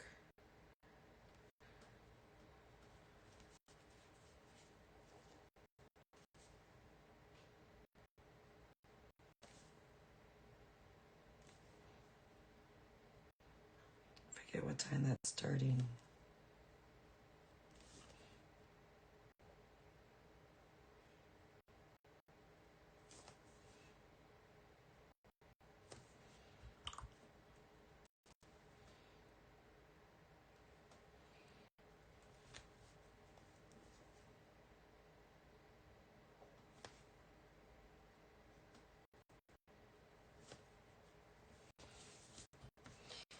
Yeah, that just might be enough for me. I'll know better once I shade. And because those areas are so tiny where I'm going to shade, I'm going to get even a smaller angle brush. Let's see what I can do.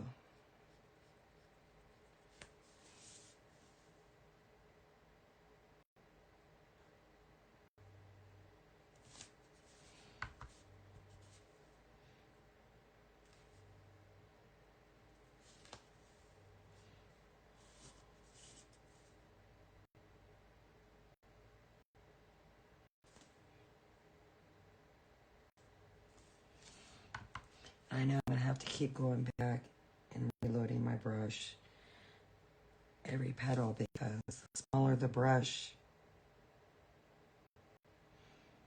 the less paint and water it holds. And that's okay.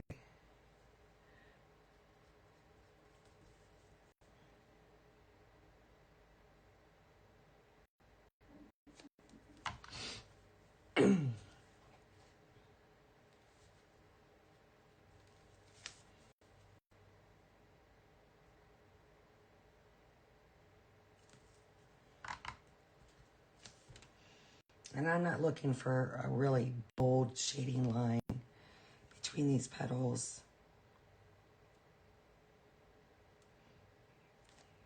And I'm going to shade around the circle. And that's where the majority of my shading is going to come on. The sunflowers around where that centerpiece will be.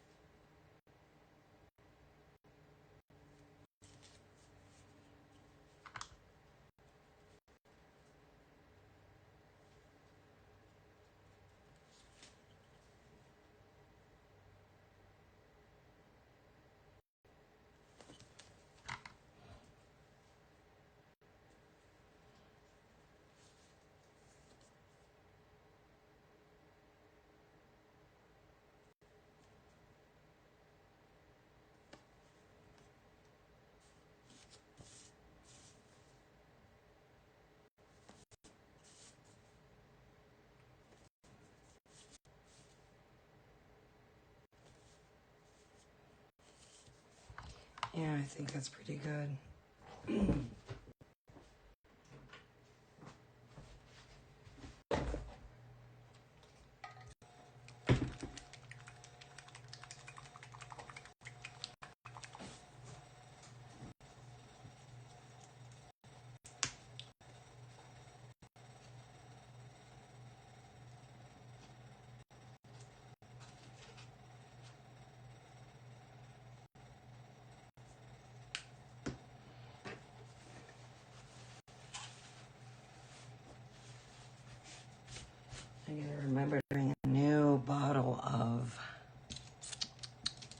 buttermilk. Because that one's on its last leg. Right. I'm just going to highlight the tips of these sunflowers. That's my goal.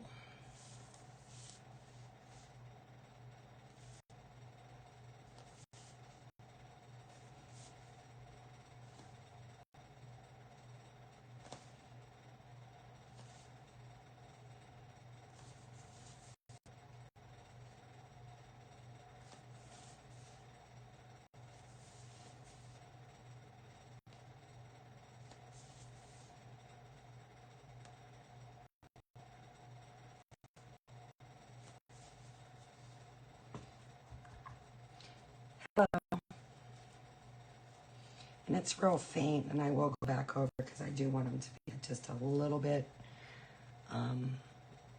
brighter.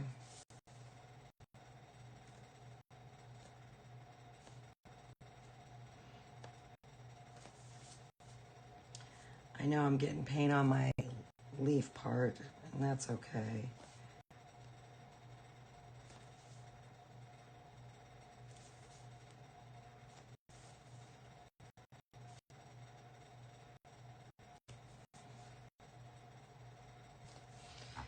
But that's good enough.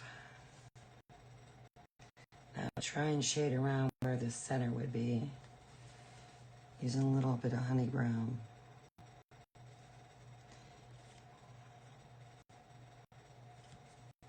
I'm probably going to have to go back because I have very minimal paint on here.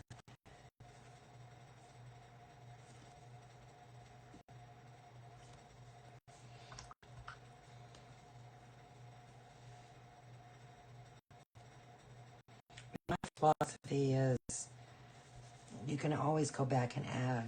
You can't take away.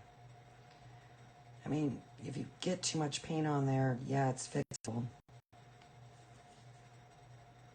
That just means more work for me. Trying to fix it, covering it up.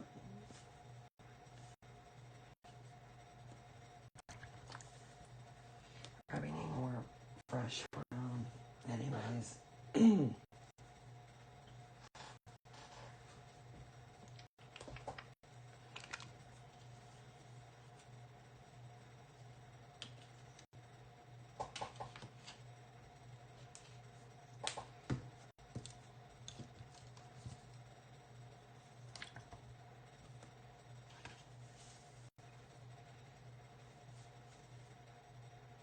I'm using light avocado for my leaves, same as I did on the pumpkin leaves.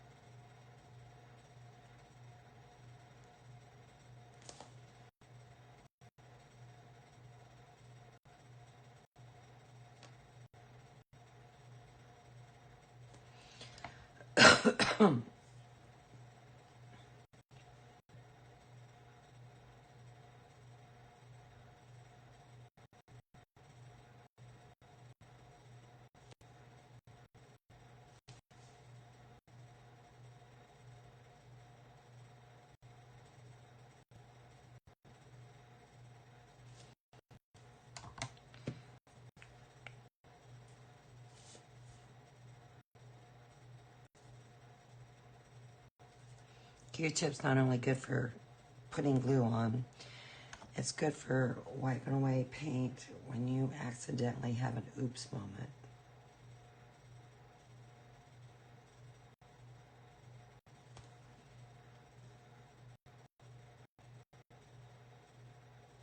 I have them available at all times because it's a multi-purpose tool.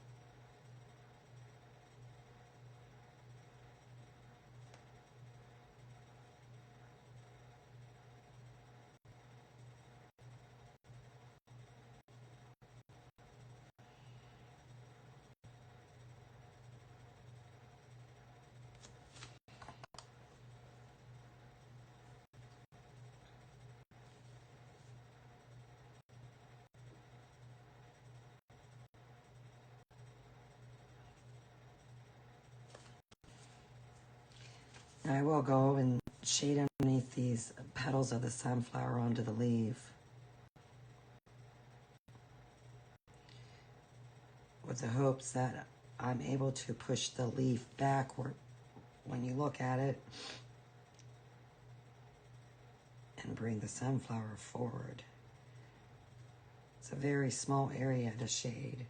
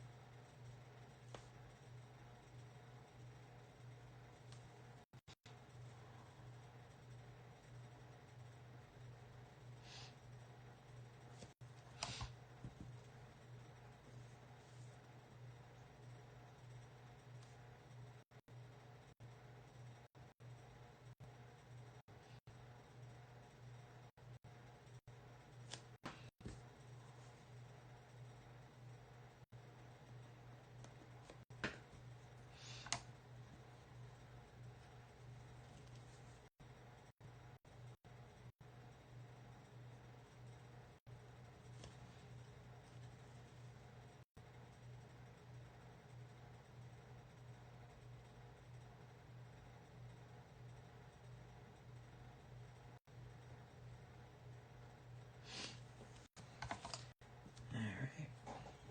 I'm going to put a little more honey brown around that.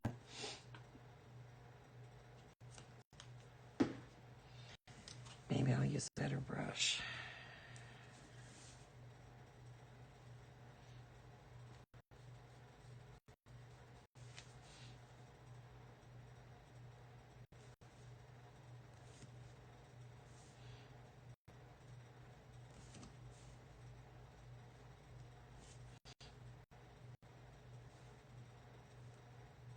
I think another color that would be good for shading the sunflower, especially around the center, might be that raw umber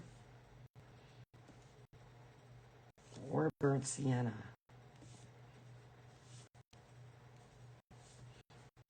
That would be like bring in like a reddish orange. That would bring in a different color. Might look nice.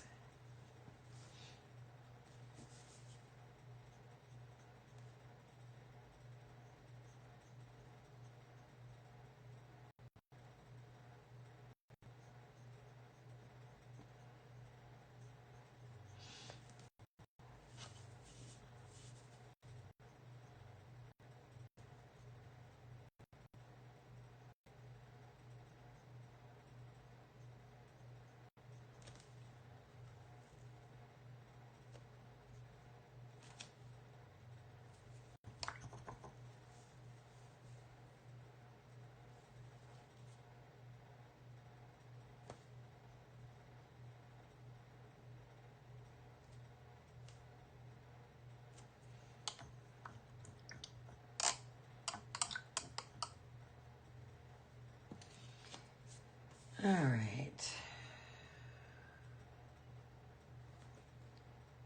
Why not?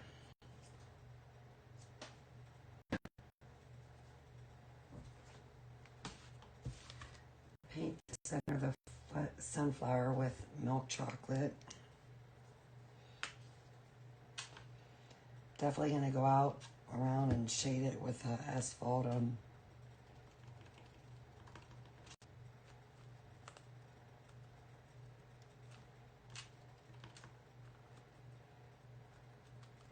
Just to make it a little bit darker.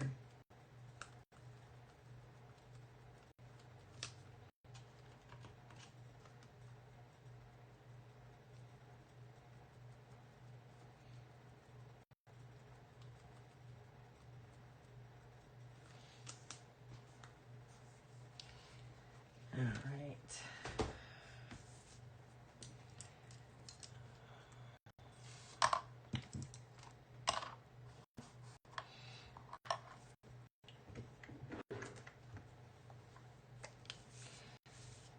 All right, I'm going to actually, when I put the sunflower on my square, it's going to sit like this. So all I'm going to do is highlight the portion of the leaf that's going down. And then I'll shade underneath and then around the petal.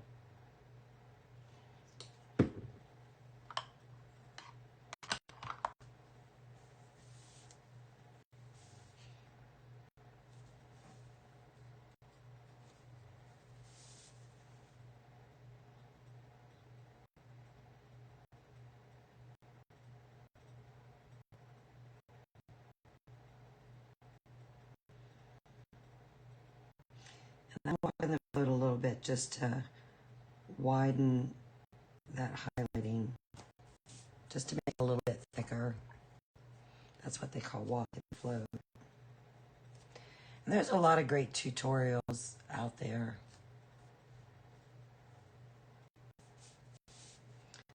Especially on YouTube, there's a lot of great people you could be watching.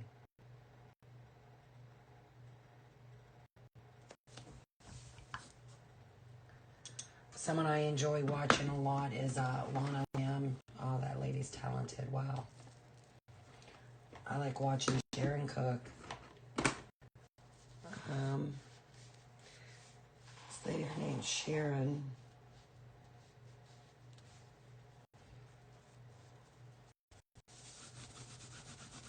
I forget what the name of her business is. I haven't watched her in a long time. She actually stopped painting, which is a shame.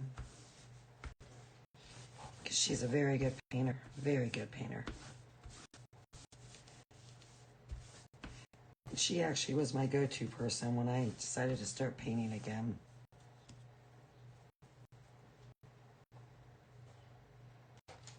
So I watched her a lot.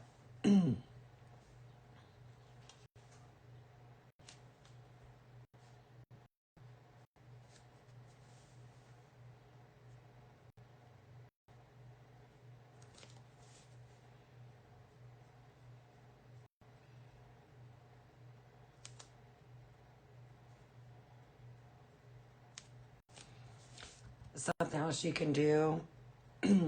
I've seen people do it. I've done it a few times. It's not something I do all the time. A lot of time people will use yellow as another color, like on top of a green, to highlight green. Even yellow to highlight orange. It really does go. It just depends on what color of yellow, you're using to highlight whatever color of green, shaded green or shaded orange, but it really does go. And if you think about it, red and yellow make orange, blue and yellow make green. I mean, knowing the color wheel, I think is very helpful. That's something I just learned at a very young age. Especially being in art class. It's just something I learned.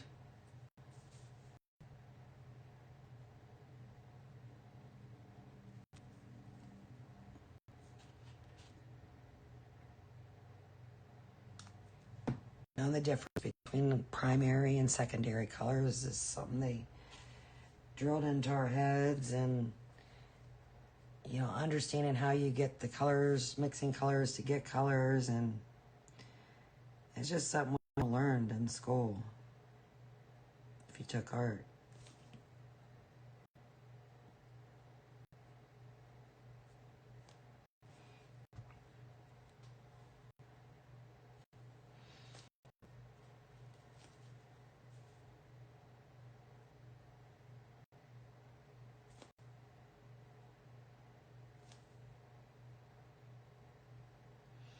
I'll tell you who's really talented in my family is my brother. He is artistic. He doesn't paint, he draws. And he draws with a pencil. And he is phenomenal. Phenomenal.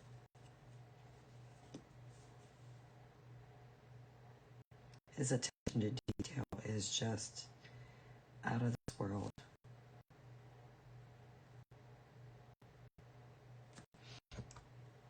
I remember one time going to visit my mom, and you entered the kitchen through the back door, and as soon as you would go through the back door, you could see the refrigerator. And on the refrigerator was a picture of a three-wheeler. I'm thinking, why in the heck does Mom have a picture of a three-wheeler on the refrigerator? Couldn't figure that one out. So as I walked up to the refrigerator, only to come find out, my brother took a picture of a three-wheeler from a magazine or whatever, cut it in half, pasted that to a piece of paper, and drew the other half. It was so detailed. It was just amazing. He's an amazing artist. So talented. And like I said, I didn't know the difference until I got up close and seeing what was going on.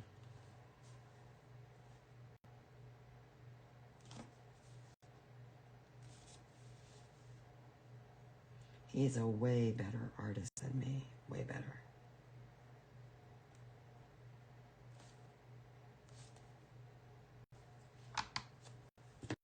He got all the talent.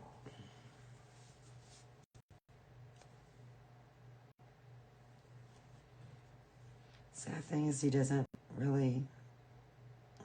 anymore. You gotta take that one somewhere.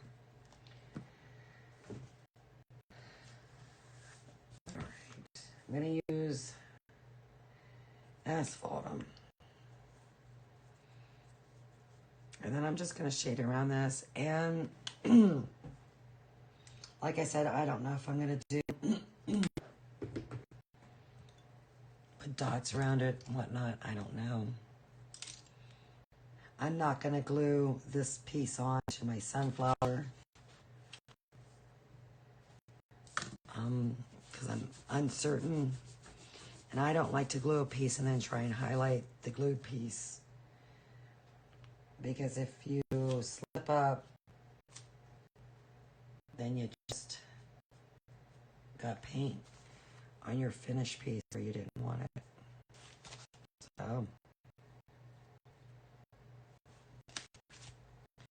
don't like to do that. But I'm also not going to bore you folks with what I decide to do. So you just have to wait for the finished photo for the next session.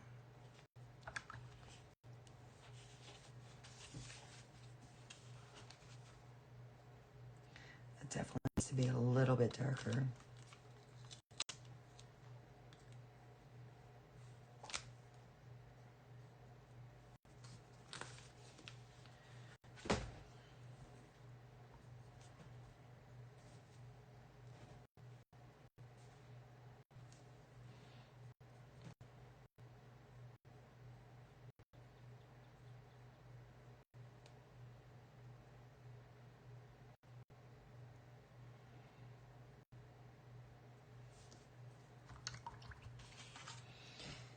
I could shade around that a little bit more, but I actually think I'm going to call it good for today.